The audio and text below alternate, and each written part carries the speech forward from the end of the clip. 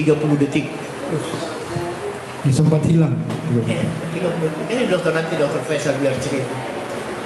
Jadi orang yang temani saya di ICU cuma dokter Faisal. Saya pikir saya hilang karena kotor sekali saya. Kayak seperti ada pembersihan badan saya.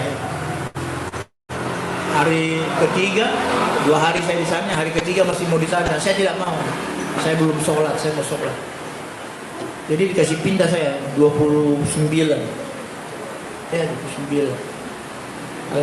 Tanggal 31 saya transfusi lagi. Jadi seluruh keluarga saya tahun baru itu pada waktu saya transfusi. Itulah perjalanan hidup. Apa yang saya dapat? Di mana aku dan Tuhanku ini? Saya selalu sadari bahwa di dalam perjalanan hidup itu, pertama kali saya disuruh cuci darah, saya tidak pernah merasakan bahwa itu adalah siksa dari Allah. Saya tanamkan diri saya bahwa saya bersyukur Allah kasih saya sakit. Kalau tidak, gimana kehidupan saya? Sekarang aja masih begini-begini. Bagaimana kalau umpamanya tidak dapat itu semuanya? Jadi itu adalah pelajaran yang Allah berikan kepada saya. Karena hidup saya sangat singkat. Kalau saya tidak cuci darah, ya saya mati karena keracunan. Tapi itu perjalanan. Saya nikmati cuci darah itu sebagai karunia yang Allah berikan kepada saya untuk bisa makin mendekatkan diri kepada Dia. Inilah perjalanan dari aku dan Tuhanku. Ini proses yang berjalan terus. Saya singkat itu semuanya. Di dalam membuat buku ini, ada hal-hal yang mungkin orang lain tidak bisa dapatkan. Tetapi sebetulnya, di balik musibah itu ada hikmah. Dan Allah tunjukkan itu kepada saya. Saya bisa rajin baca Quran. Pada waktu saya sakit, cita-cita saya cuma satu. Kalau satu saat Allah ambil saya hanya minta husnul khotimah. Itu selalu saya minta. Dan saya selalu berharap pada waktu saya diambil, saya sedang mengaji, membaca. Jadi itulah dalam perjalanan hidup saya. Selama saya dalam masa cuci darah, dialisis, dalam masa saya sakit, itu Quran selalu ada dekat saya. Karena hanya itu yang selalu saya katakan. Kalau dia selalu saya bilang, berikan saya kesempatan. Jadi waktu pertama saya minta sama Allah, berikan saya kesempatan 2. Pertama, jangan kau ambil saya sebelum saya bisa selesaikan kasus Lapindo. Yang kedua, saya minta sama Allah agar saya bisa melihat salah satu putri saya menikah. Jadi saya tidak pernah punya rasa takut terhadap kematian. Karena kematian itu adalah sesuatu yang pasti kita harus hadapi. Bahwa semua ini adalah kuasa Allah. Dari situlah saya bisa menyimpulkan bahwa ternyata hidup mati itu bukan karena sakit. Bukan karena ada hal yang lain.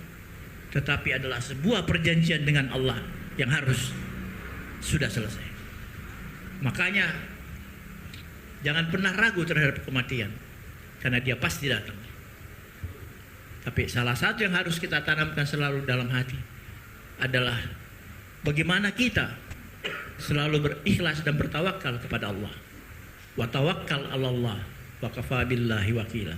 Salah satu dalam tulisan itu adalah dokter saya yang 12 tahun, 13 tahun namanya merawat saya di Singapura, Dr. Ho Chi Kun. Malam sebelum saya dioperasi, dia datangi saya. Dia periksa, dia duduk dekat saya, dia bilang, "Apa kamu nervous? Apa kamu ragu?" Saya bilang, "Tidak, karena ada Allah sama saya." Itulah perjalanan dari sebuah buku ini.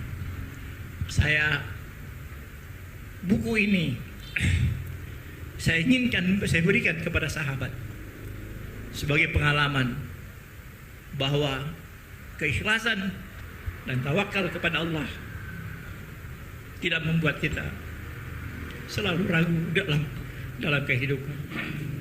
Itu aja. Assalamualaikum warahmatullahi wabarakatuh. Waalaikumsalam. Tepuk tangan untuk beliau. Terakhir, dalam suasana yang penuh makna dan keharuan, beliau berpesan pada kita semua. Saya kira ini dalam sekali makna buku ini, ya, dan saya mengutip kata-kata beliau sendiri dalam buku ini, bahwa jangan selalu melihat ke belakang, jangan terlalu sering melihat ke muka, tapi lihatlah ke atas. Ada Allah yang akan membuat kita bahagia dan tenang. Itu Puang, ya, dalam buku ini. Bersama Pak Andi ini saya tidak mulus-mulus juga. Kadangkala seperti di sepak bola, kadangkala diserang, kadangkala menyerang, ya kan? Kadangkala transisi, ya kan? Tapi itulah kehidupan. Tetapi saya tetap dalam aturan bagaimana persaudaraan dan persahabatan. Itu yang saya pegang. Jadi sampai sekarang, alhamdulillah, beliau masih sehat dan ada dipanggil saya untuk bagaimana memberikan penjelasan ini. Kemudian buku ini hadir juga, saya juga ucapkan terima kasih kepada Pak Agus Sumantri, ya, kemudian Pak Andi Palawah. Kemudian buku ini memang waktu mau dicetak, saya disampaikan sama Pak Andi Darussalam bahwa yang akan mengoreksi ini adalah wartawan-wartawan senior yang ada di Jakarta, seperti Pak Suryo Protom. Begitu dia koreksi apa semua, dia bilang langsung cetak. Jadi tidak ada ini. Jadi ini betul-betul ini luar biasa ini. Jadi buku ini tiada keraguan di dalamnya. Tidak ada keraguan ke dalamnya. Wah. Jadi ibarat bola ini, Pak Andi Darussalam ini dia sudah tahu bahwa sepak bola itu ada waktunya. Ya. Ada 2 kali 45 dan sudah di babak kedua ini karena sudah 2 buku. Injury time. Saya juga tidak mau katakan bahwa ini injury time. Ini Pak Andi, dia bijak atau patotoan ini udah nggak jelas, ya. Oh, ambil hati. Kemudian ada prinsip-prinsip dalam sepak bola. Dia sering katakan kepada saya, Ancu, dalam sepak bola itu kita bisa kalah di babak pertama, tapi di akhir pertandingan kita harus memenangkan pertandingan, ya kan? Apa tuh maknanya, apa nih, Pak? Berarti dia seperti yang dia sampaikan tadi bahwa dia mau husnul khotimah. Oh, iya. Makanya tadi banyak yang menjurus kepada aku dan Tuhanku. Tersirat maupun tersurat pada diri Pak Andi Darussalam ketika pertama kali saya mengenal dan mendampingi beliau. Jadi kata-kata dari beliau itu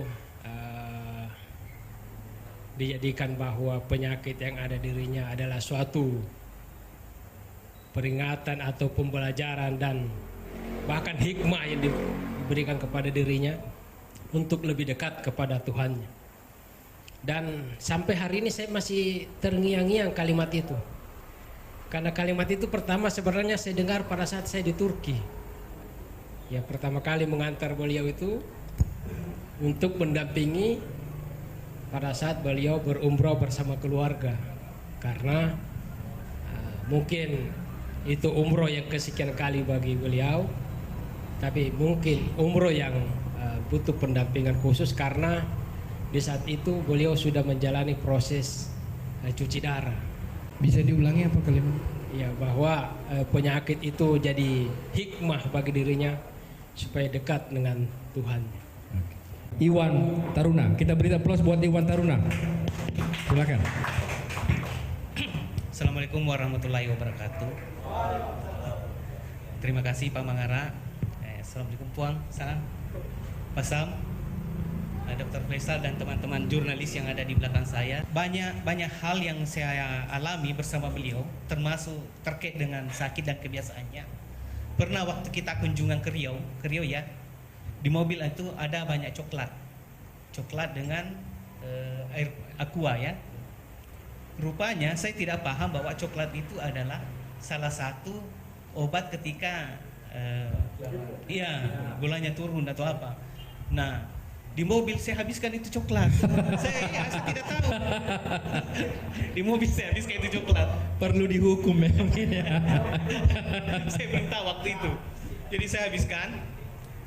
Nah, pada saat peninjauan rumah atlet untuk singgah atlet, tempat menginap atlet di Riau waktu itu, tiba-tiba gulanya turun. Dan saya kaget, kenapa ini berubah ekspresinya? Bapak pasang bilang, oh lagi turun gulanya itu. Akhirnya karena tidak ada coklat, tidak ada air mineralnya, kita cari es krim. Dia pegang es krim sebelah kiri, es krim dua-dua sebelah kiri sebelah kanan. Ya begitu ya. Dia alam sekali beliau makan waktu itu. Nanti kita beri tepuk tangan buat Pak Iwan Taruna, dan saya kira teman-teman di tempat ini ingin juga berinteraksi, ngobrol langsung dengan beliau. Banyak teman di sini ya. Ada Pak Najib. Katanya dibatasi 3 aja karena beliau ini jam 12 sudah. Mungkin silakan, siapa nih Pak Najib mungkin mau ngobrol? Silakan Pak Najib, bisa dibantu mic nih. Saya coba mencari beberapa pakaian apa yang saya mesti pakai untuk datang. Sampai warna pakaian pun dijaga ya. Karena ini baju dibikin pada ulang tahun yang ke-67 barangkali. Ini ada di belakangnya. Kalau bisa difoto Pak, kasih lihat buang nih belakangnya, lihat Pak. Jadi ini spesial ini bagi saya. Ini sudah Makassar Utama Pak. makanya tadi pagi baru saya.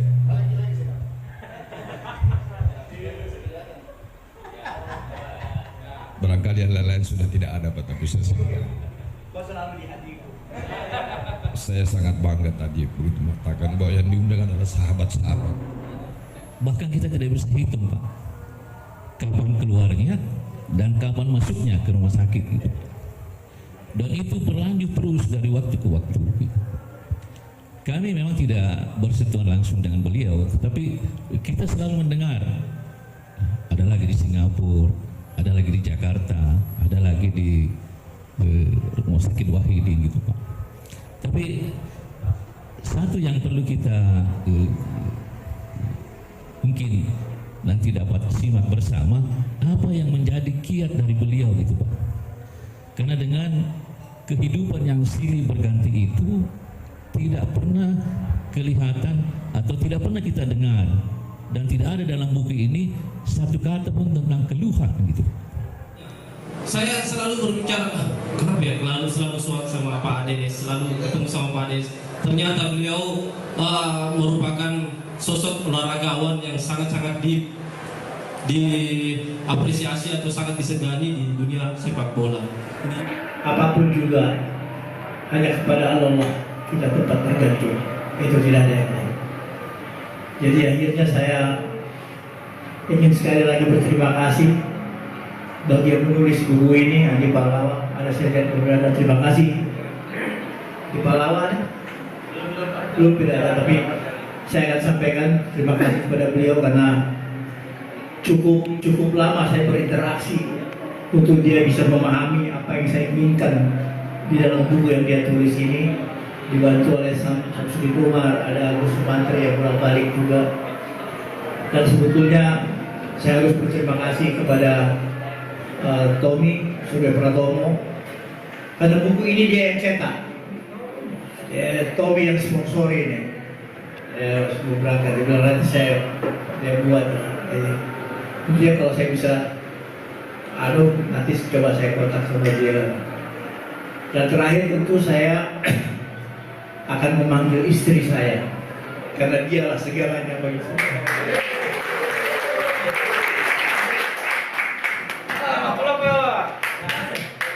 Ada jalan, enak. Sini dulu. Oh dijemput. Ya.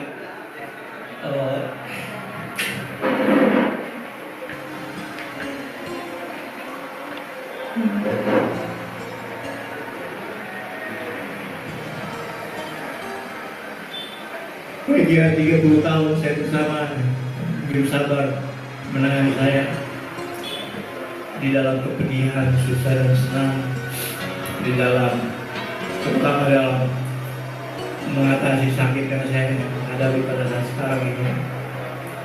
Sebetulnya kalau saya mau kasih tahu, saya baru 10 hari yang lalu keluar dari rumah sakit dalam kondisi. Kalau saya mau kasih tahu, sekarang ini saya dalam keadaan sakit, tapi saya sudah minta, saya mohon, saya sudah niatkan untuk bisa bertemu dengan sahabat saya. Dan hanya inilah sahabat-sahabat saya bahwa kita bisa berbagi banyak hal yang kita bisa. Hanya kepada Allah kita bergantung. Ya, hanya kepada Allah, kepada semuanya. Bismillah wa ni'mal wakil. Ni'mal maula wa ni'mal nasir. Assalamualaikum warahmatullahi wabarakatuh. Luar biasa ya. Baik, saya tidak banyak bicara untuk closing ini karena jelas pesannya adalah mari kita melakoni apa yang menjadi spirit dari buku ini. Aku dan Tuhanku, Andi Darussalam Tabusollah. Selamat siang. Assalamualaikum warahmatullahi wabarakatuh.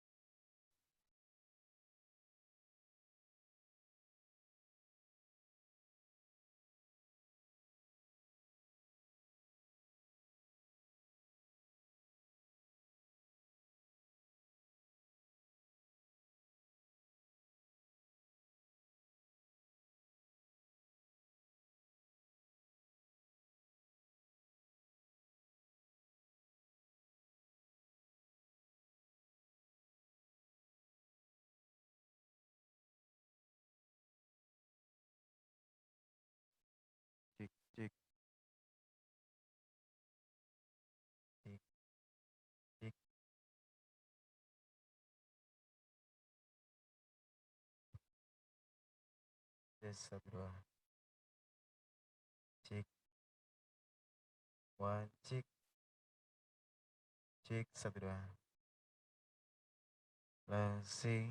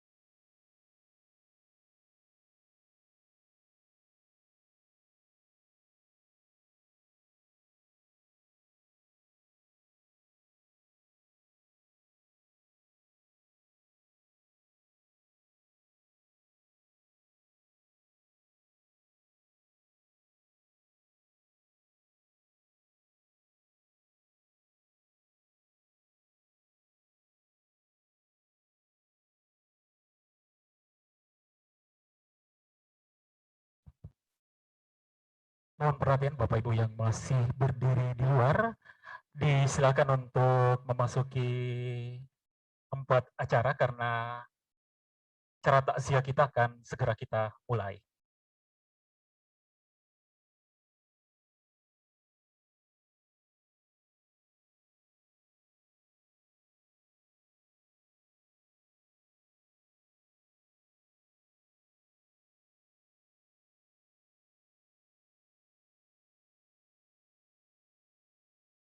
Baik Bapak Ibu hadirin yang berbahagia, mengawali acara takziah kita pada malam hari ini, kita akan saksikan bersama perjalanan spiritual almarhum Bapak Haji Andi Darussalam Tabussalam ke Masjidil Haram, ke Masjidil Aqsa di Palestina.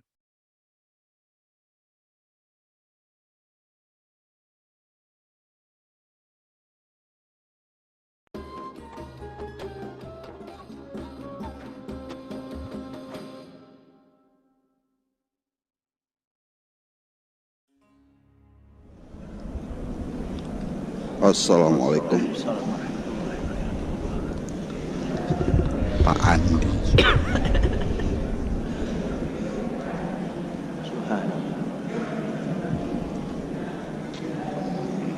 Gimana hari terakhir di sini gimana Pak? Baik. Apalagi kita kan meninggalkan Palestina Pak ya. Gimana kesan-kesannya Pak?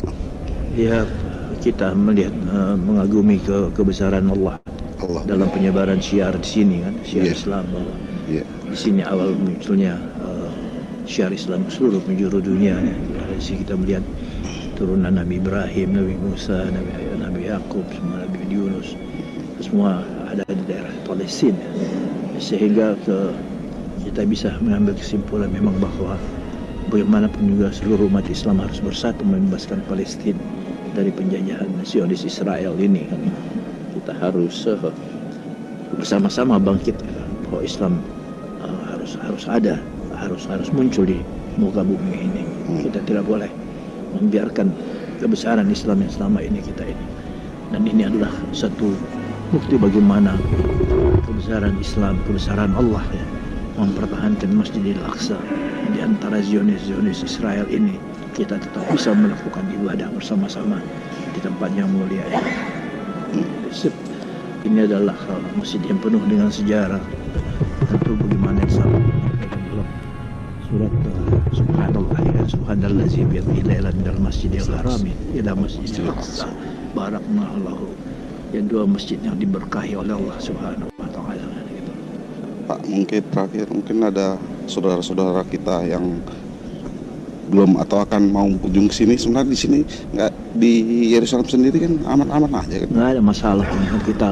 Kita harus hakul yakin bahwa Masjidil Aqsa ini adalah salah satu masjid yang dilindungi oleh Allah SWT. Diberikan jaminan oleh Allah Subhanahu wa taala bahwa umat Islam diberikan kebebasan untuk kita melihat sendiri bagaimana sedihnya kita melihat rakyat Palestina gitu dalam perjalanan ditutup oleh pintu-pintu oleh benteng-benteng mengatakan pemisahan. Tetapi Masjidil Aqsa di daerah tanah Palestina, di dalam penjajahan Zionis, kita tetap masih bisa menjalankan dan kita tidak pernah rasa takut kan. Karena takut kita hanya kepada Allah. Oke, Pak Andi, itu dulu. Ya, makasih. Terima kasih.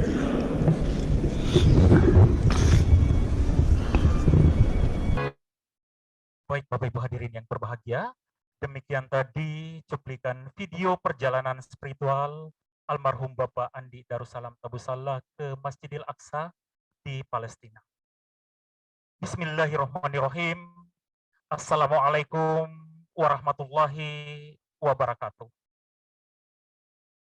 Innalillahi wa inna ilaihi raji'un.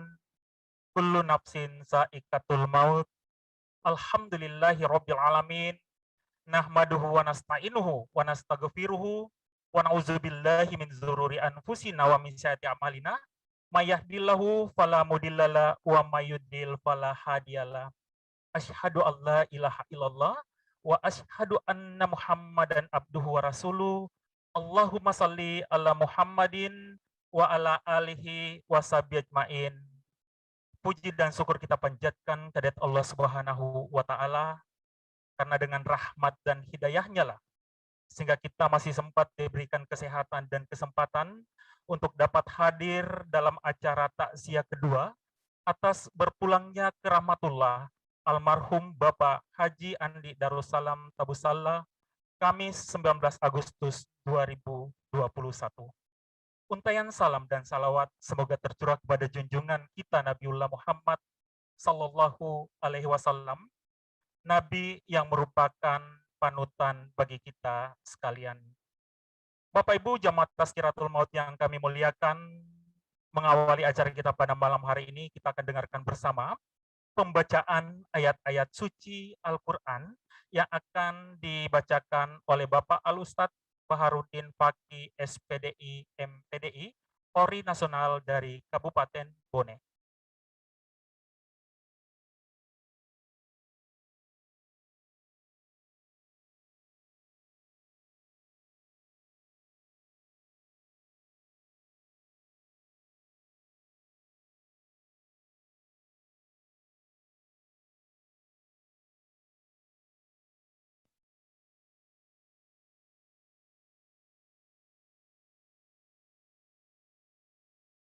Assalamualaikum warahmatullahi wabarakatuh.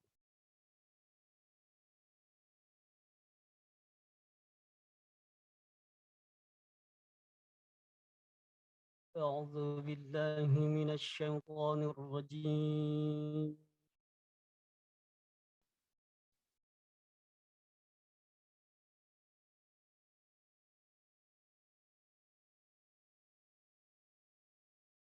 بسم الله الرحمن الرحيم.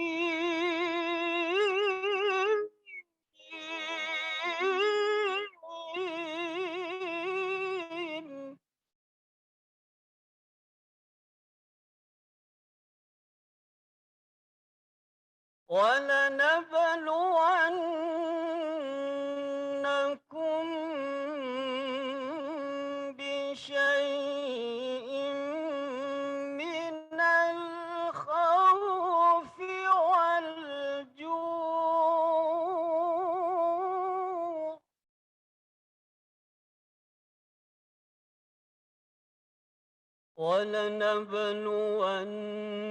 ولنبلونكم بشيء من الخوف والجوع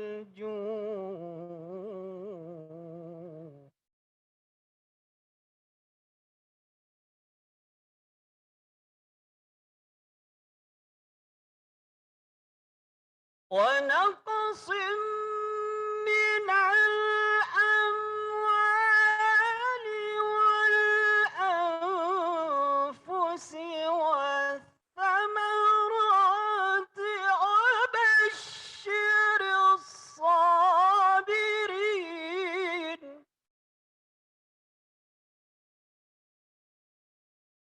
وبشر الصابرين الذين إذا أصابتهم مصيبة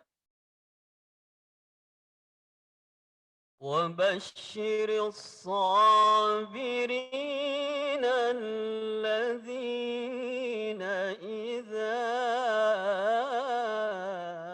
أصابتهم مصيبة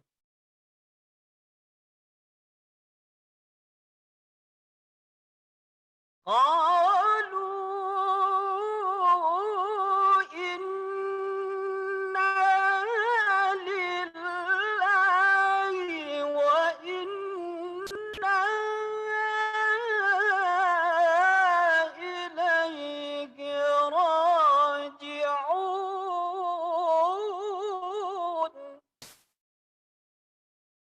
بسم الله الرحمن الرحيم. ولا تخزني يوم يبعثون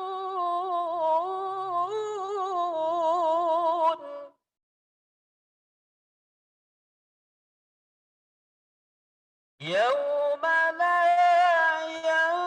ينفع مال ولا بنون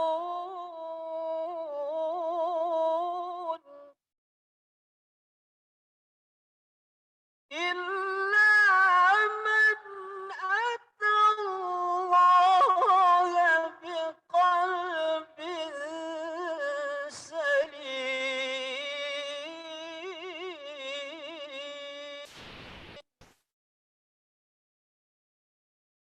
إلا من أتى الله بقلب سليم.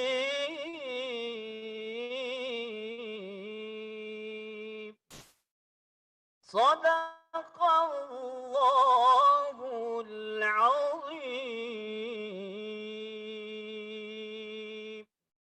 السلام عليكم ورحمة الله وبركاته. Waalaikumsalam warahmatullahi wabarakatuh.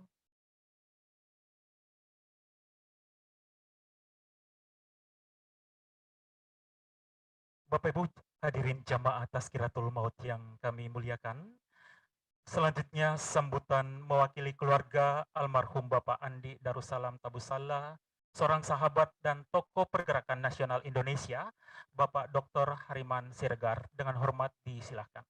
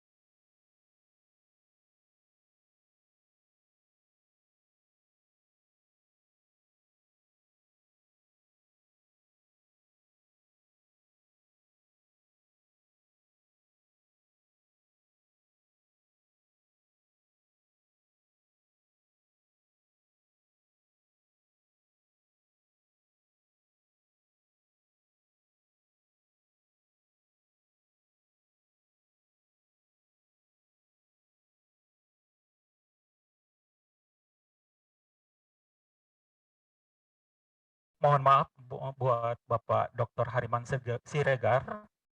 Mohon diaktifkan mikrofonnya. Unmute ya. Oke. Saya ulangi kalau gitu ya.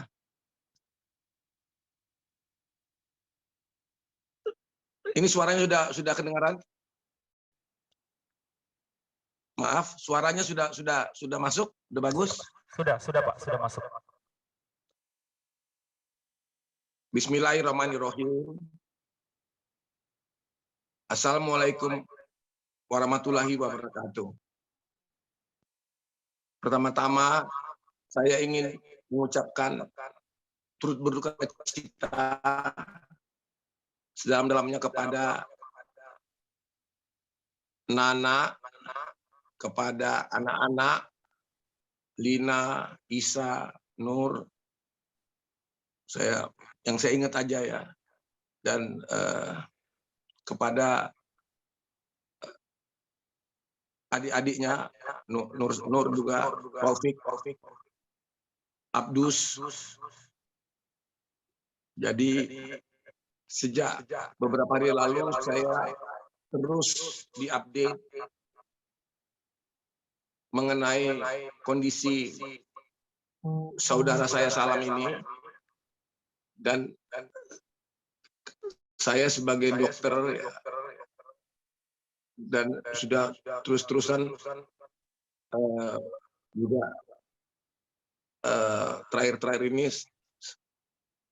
berkomunikasi terus dengan Salam, baik melalui telepon atau kita ketemu. Jadi kalau saya tadi lihat terakhir, kita masih terakhir itu ber-WA-WA-an itu tanggal 25 Juli.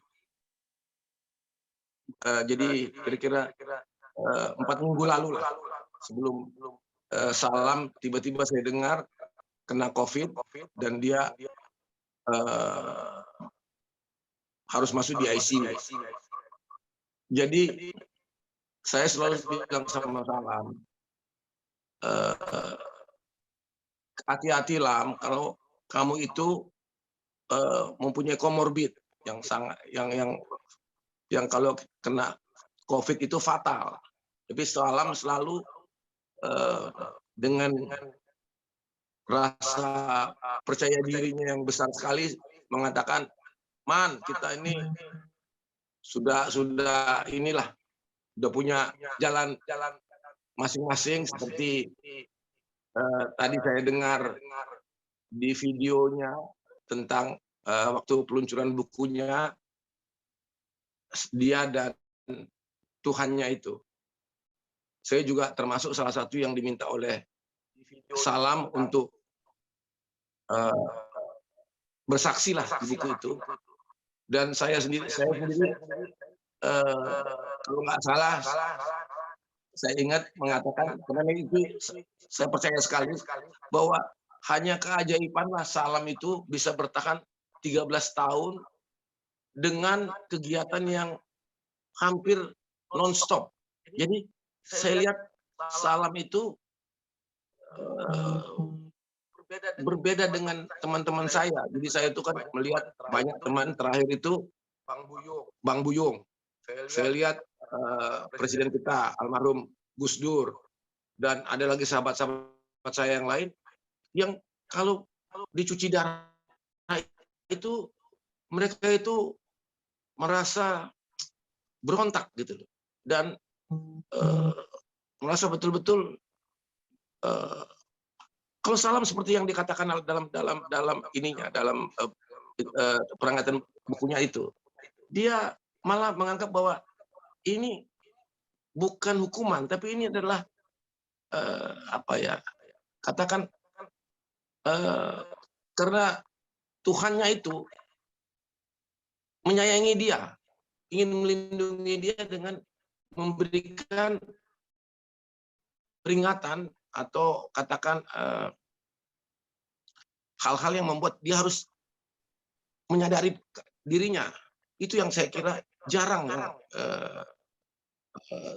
hanya Salam yang saya kira yang mempunyai, bisa menikmati dalam tanda petik ya penyakit itu ya. Kalau saya ingat seperti Bang Buyung, dia itu Hariman, dia bilang, ini kenapa misalnya abang cuci darah kalau di Pondok Indah itu di bawah di underground, di bawah tanah, dia nggak terima itu. Ini apa ya katanya Hariman, ini apa kayak kita ini sudah nggak dianggap gitu loh. Jadi sensitif ya. Kalau Salam saya kira dia kalau dari Singapura telepon, "Man, saya lagi di Singapura lagi nih, cuci darah lagi." Dia ketawa aja terus. Dan bagi dia itu seperti apa ya? Berlibur. Itu yang saya sendiri bilang, memang Lam kamu luar biasa. Jadi kalau kamu apa ya menuliskan buku ini, saya kira ini memang dari dalam diri kamu gitu.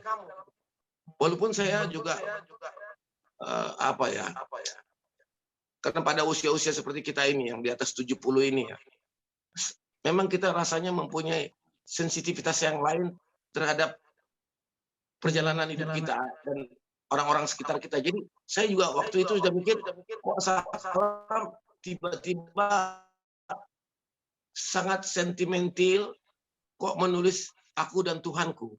Karena Salam yang saya kenal ya dari awal itu, dia itu kan Salam itu survival, orang yang pelintas, orang yang selalu survive dalam menghadapi tantangan apa aja gitu. Jadi kalau dia cerita sama saya, dia pernah ikut tawakal, dan saya ketemu juga orang-orang yang satu aliran kebatinan ya, di tahun-tahun 80-an itu, dan saya merasa dia juga dipercaya sama peserta di tawakal itu. Jadi dia dianggap juga orang yang mendapat semacam keistimewaan untuk menjadi panutan gitu. Jadi banyak hal-hal yang yang kedua, Salam itu mempunyai banyak kenalan, tapi saya juga banyak kenalan saya. Kita berdua berkenalan juga komunitas yang dibawa oleh Salam juga ketemu dengan komunitas saya. Itu Salam itu sangat disayang, diterima. Jadi kalau terakhir di Jakarta, Salam itu sebelum dia pergi ke Surabaya untuk ngurusin Lapindo itu, dia di Jakarta itu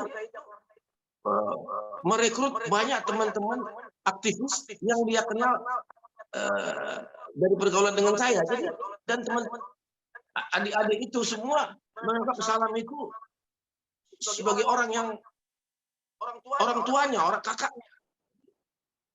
Kemarin waktu Salam menerima kabar Salam telah meninggal dunia juga, mereka semua bersaksi bahwa Salam itu orang baik gitu. Saya ingat waktu usia 60, Salam juga minta saya datang ke Makassar untuk peluncuran bukunya ya, bukunya Salam untuk memberikan 60 tahun itu. Saya cuma bisa bicara di situ. Salam itu kalau ditanya kepada semua orang, Salam itu orang baik. Saya selalu bilang itu. Nggak ada yang bisa membantah bahwa Salam itu sangat baik, dan tidak adalah orang yang saya kenalkan, baik tua maupun muda, yang merasa Salam itu orang yang dia orang yang menyenangkan, itu intinya. Tapi saya waktu itu sambil ketawa-ketawa saya bilang, cuman saya merasa kalau Salam itu hanya tidak baik pada keluarganya dalam tanda petik, karena saya anggap saya kenal Salam dari kecil, saya merasa Salam ini perasaan saya, baik sama semua orang, itu seperti saya juga. Pada keluarga itu kita itu kurang, bukan kita kurang ngurus ya, tapi memang kita mempunyai kehidupan lain daripada itu. Yang saya bilang, sebenarnya saya bilang sama Salam, sebenarnya itulah konsekuensi sebenarnya orang seperti kita, Lam. Sebenarnya kita nggak boleh berkeluarga. Kalau orang-orang yang terjun menjadi hidup berorganisasi, sebenarnya keluarganya udah sangat banyak, hingga kalau keluarga dekat itu pasti akan apa ya, kurang. Tapi itulah. Tapi sebaliknya, saya tadi waktu minta untuk bicara ini kan tadi siang-siang jam 3 sore lah saya ditelepon oleh Gampit, terus Lina bicara, terus Nana bicara, minta saya memberikan sambutan sama keluarga. Saya langsung bilang iya. Saya tuh justru bingung dari kemarin itu, saya mau bilang apa gitu loh, kepada siapa.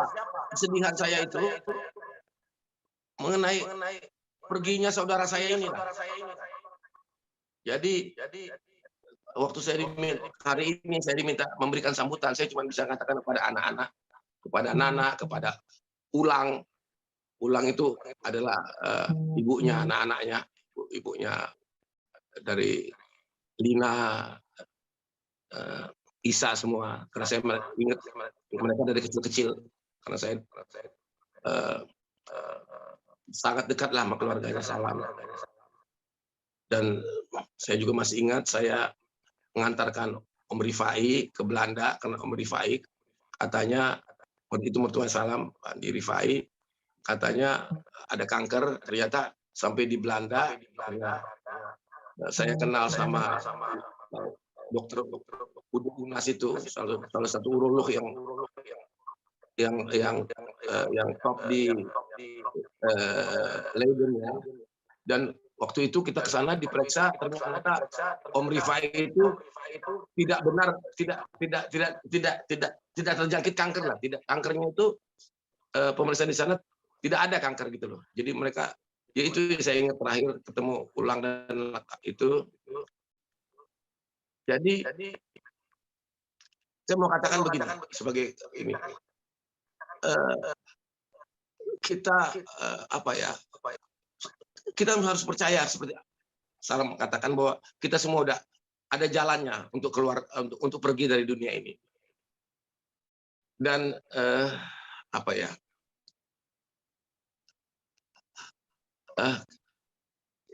kita kenang yang baik saja dari Salam begitu. Saya mau katakan gitu. Jadi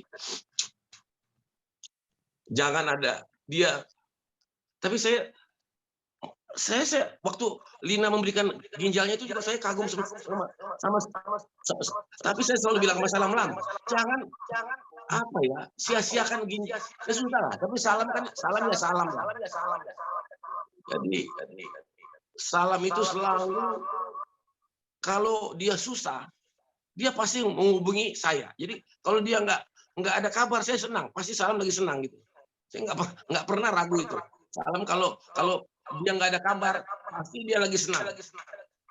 Nah, kalau dia lagi ada masalah, dia pasti cari saya. Jadi, dan saya, ya Salam, nggak pernah kita saling apa.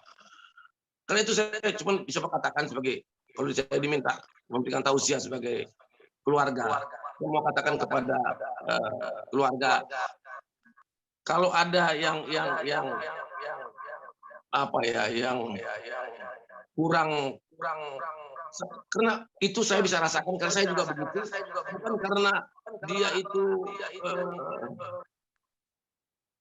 apa ya, nggak sayang pada keluarga, tapi justru dia itu apa, atau dia egois, tapi karena memang itulah hidupnya yang dia pilih gitu loh. Jadi Salam itu banyaklah dalam awal-awal dia itu ya apa ya, kita itu berbagilah tentang apa ke depan kita mau kemana, apa ya, jalan hidup kita gimana. Dan saya kira dari apa yang dicapai oleh Salam itu melebihi apa ya, saya kira Salam sendiri yang dia katakan tadi itu bagi dia itu karunia dari Yang Maha Kuasa, bahwa dia bisa sampai kepada kondisi yang seperti yang dia capai sekarang ini sampai dia meninggal dunia ini. Jadi saya masih ingat dan di situ dia, dan dalam hidup ini selalu yang dia ingat itu juga selain terakhir itu dia bicara mengenai Tommy duta besar kita yang di Singapura, itu dianggap oleh Salam adiknya, dan sampai terakhir tuh Tommy itu tetap dianggap oleh Salam itu sayang sama dia. Kedua, yang dianggap oleh dia juga sangat membantu dia banyak itu Nirwan. Jadi dia selalu bilang, Iwan itu itu membantu saya banyak sekali. Jadi bagi Salam itu yang seperti dia bilang itu, dia memang katakan betul-betul untuk keluarga Bakri dalam hal ini, khusus dalam kasus Lapindo itu, Salam nggak ada ininya, nggak ada all out kalau bahasanya, memberikan semuanya. Dan saya kira kalau dari saya belum pernah, baru tadi lihat videonya itu yang dia katakan, dia minta selalu kepada Allah Subhanahu wa Ta'ala bahwa jangan dia dipanggil sebelum kasus Lapindo selesai. Alhamdulillah semua itu rupanya udah selesai lah. Jadi walaupun ya Salam terakhir mengatakan keluarga Lapindo juga banyak mengalami kesulitan, hingga dia juga merasa dia harus di hari-hari terakhir ini dalam tanda petik itu harus mencari. Dia kadang-kadang walaupun dia tahu kondisi dia harus tetap terbang ke Jakarta, ke Surabaya, katakan membantu,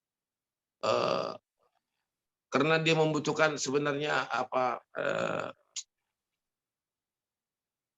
income lah untuk bukan untuk dirinya sebenarnya, untuk kehidup membantu yang lain-lain. Itu yang saya berapa kali saya bilang, Lam, hati-hati, kita udah tua, kita apalagi kamu komorbid, hati-hati.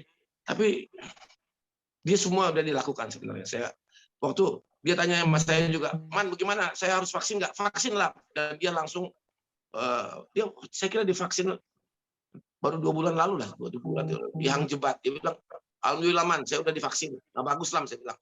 Karena jadi saya sendiri kaget sekali. Ya kaget, tidak kaget lah waktu saya dengar Salam kena COVID itu, saya bilang aduh. Dan waktu Salam harus di ICU itu, ya saya karena statistik tuh bilang 50-50 lah. Kalau nggak dikatakan kalau orang udah kena ventilator itu 60% kalah, hanya 40% yang bisa survive. Jadi kembali kepada seluruh yang pengikut acara kita atau webinar ini, saya cuma mengatakan pertama walaupun kita harus menerima bahwa pandemi ini masih di tengah-tengah kita. Karena itu saya katakan kepada orang-orang yang dekat saya, kita harus jaga diri sendiri dulu. Jaga diri sendiri, saling bantu. Kita mesti saling bantu. Nggak ada, bukan soal kuat-kuatan sekarang, bukan soal pintar-pintaran. Jadi jangan kita coba-coba melawan gejala ini, menentang ini, atau kalau seorang sok pintar itu mau menunggangi ini. Tapi justru kita harus berubah, adaptif. Kita mesti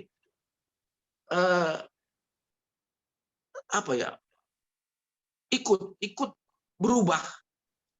berubah secara ke arah yang bukan ke arah yang putus asa, tapi berubah untuk menerima bahwa memang situasi begini, kita harus memanfaatkan keadaan yang ada, saling bantu dan banyak berdoa. Dan seperti acara yang kita harus melakukan tausiah melalui webinar ini hal-hal seperti ini akan menjadi bagian hidup kita sehari-hari. Jadi saya bisa merasakan di lain kalau sebagai tambahan bagaimana anak-anak cucu-cucu saya sampai naik kelas itu nggak pernah masuk kelas gitu loh. Saya nggak bisa bayangin betapa kalau dibanding saya dulu sekolah, betapa banyaknya kesenangan yang hilang. Tapi moga-moga karena mereka juga sudah terbiasa, moga-moga menjadi hal yang kan tidak memberatkan mereka. Itu yang saya katakan tadi, adaptif gitu loh. Tapi untuk kita-kita seperti yang di atas 70 terutama, memang nggak kita bisa bayangkan lagi saya pernah saat ini seperti persis perasaan saya waktu ditahan dulu 3 tahunan ya, 3 tahun saya ditahan di penjara. Itu sekarang ini persis rasa saya seperti itu. Jadi saya nggak ingat lagi kalau saya ditanya kemarin itu hari apa, setahun lalu 17 Agustus ngapain, nggak ada yang ingat. Yang saya ingat hanya adalah makin banyak kawan-kawan saya meninggalkan saya gitu. Banyak sekali. Saya kalau tidur itu sampai aduh kok. Tapi kadang-kadang kita tahu dalam mimpi kita ketemu teman kita yang sebenarnya sudah nggak ada, tapi kok kita nggak takut lagi gitu loh. Itu yang saya bisa rasakan itu. Jadi bagi saya kembali untuk walaupun sedih, tapi saya tahu Salam juga pasti mempunyai perasaan seperti saya. Dia tahu sebenarnya apa yang dia hadapi. Dia menerima itu, dan karena itu kembali saya cuma ingin mengulangi lagi kepada anak-anak, kepada Ulang dan yang lain-lain. Salam itu saya kalau saya nggak kuat agama, tapi saya mau katakan pasti dia husnul khotimah gitu. Itu aja saya bilang. Jadi saya nggak ragukan itu gitu. Dengan segala banyak kekurangannya, tapi hatinya Salam itu saya kira baik, nggak licik. Dia itu sebenarnya Salam itu ya murni lah, bukan murni ya, bukan orang yang hipokrit itulah. Saya kira itu aja sambutan dari saya. Semoga kalau kurang lebihnya kalau ada yang ini karena tadi ya saya sendiri tidak menyangka ya bahwa pada akhirnya kita menjadi yang tertua sekarang ini. Jadi saya sekarang ini sama-sama Salam di atas 70 tahun ini. Saya waktu kita ingat kembali kita masih main-main 40 tahun lalu, kita nggak pernah bayangin kalau kita sampai umur 70-an gitu. Saya kira ini saya terakhir. Jadi sekali lagi terima kasih kepada dikasih kesempatan untuk menyambut ini, dan tadi sebagai sambutan keluarga saya cuma ingin kembali mengatakan kepada keluarga bahwa kita harus terima apa yang dengan kepergian saudara kita ini, bapak kita, suami kita, kakek kita, tapi dengan hati lapang. Semoga kita bisa terutama pada anak-anak ini kuat dikuatkan, tabah, dan bisa terus mengikuti jejaknya, bahwa berguna buat, kalau nggak bisa berguna buat masyarakat, berguna buat sekeliling kita lah. Itu aja dari saya. Itu aja. Waalaikumsalam warahmatullahi wabarakatuh. Terima kasih. Waalaikumsalam warahmatullahi wabarakatuh. Bapak Ibu hadirin jamaah Tazkiratul Maut yang kami muliakan, selanjutnya kita dengarkan bersama ceramah takziah dan pembacaan doa yang akan disampaikan oleh Bapak Alustad Dr. Haji Usman Jasad SAG MPD. Dengan hormat disilakan.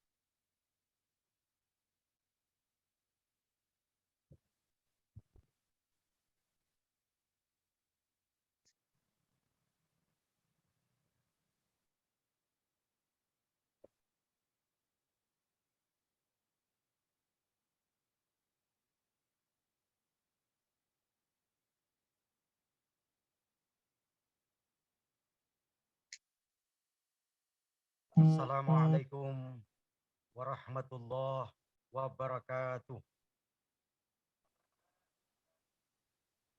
Alhamdulillahirabbil alamin. Wassalatu wassalam ala asrafil anbiya'i wal mursalin wa ala alihi wa sahbihi ajma'in, amma ba'd. Yang saya hormati segenap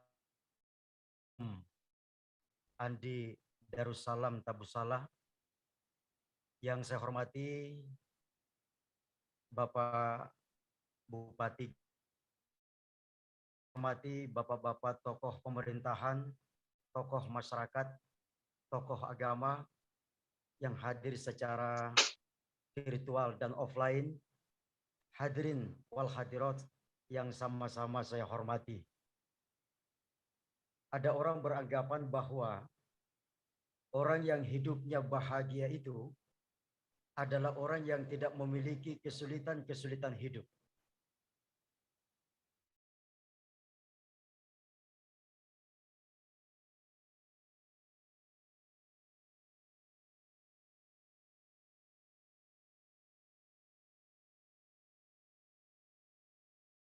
Cara yang benar. Tidak ada orang yang hidupnya senang terus, dan tidak ada orang yang hidupnya susah terus.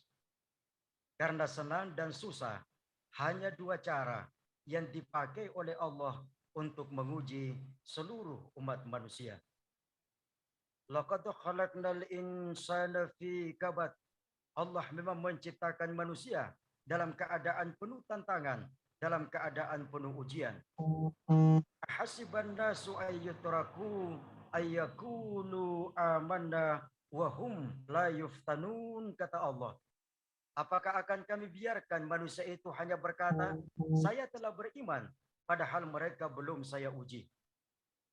Walanabluwannakum bisyai'im minal khawfi wal ju' wa naqsin minal amwali wal anfusi was samarat wa basyiris sabirin alladzina idza asabathum musibah qalu inna lillahi wa inna ilaihi raji'un. Sungguh kami, kata Allah, akan memberikan ujian kepada mereka dengan sedikit ketakutan, kelaparan, kekurangan harta, jiwa, dan buah-buahan. Dan berikanlah kabar gembira bagi orang-orang yang sabar, yaitu orang yang apabila ditimpa musibah mereka mengatakan, segalanya berasal dari Allah, segalanya akan kembali kepada Allah. Ada orang diuji oleh Allah, keluarganya baru wafat. Ada orang diuji oleh Allah, keluarganya baru melahirkan. Ada orang diuji oleh Allah dengan kesempitan. Ada orang diuji oleh Allah dengan kelapangan. Ada orang diuji oleh Allah dengan kekurangan harta. Ada orang diuji oleh Allah dengan kelebihan harta. Ada orang diuji oleh Allah dengan penyakit. Ada orang diuji oleh Allah dengan kesehatan. Semua adalah ujian. Dan ternyata lebih banyak orang lulus diuji dalam keadaan susah daripada lulus diuji dalam keadaan senang. Banyak orang ketika hidupnya susah dia ingat Allah, rajin ibadah, rajin sholat.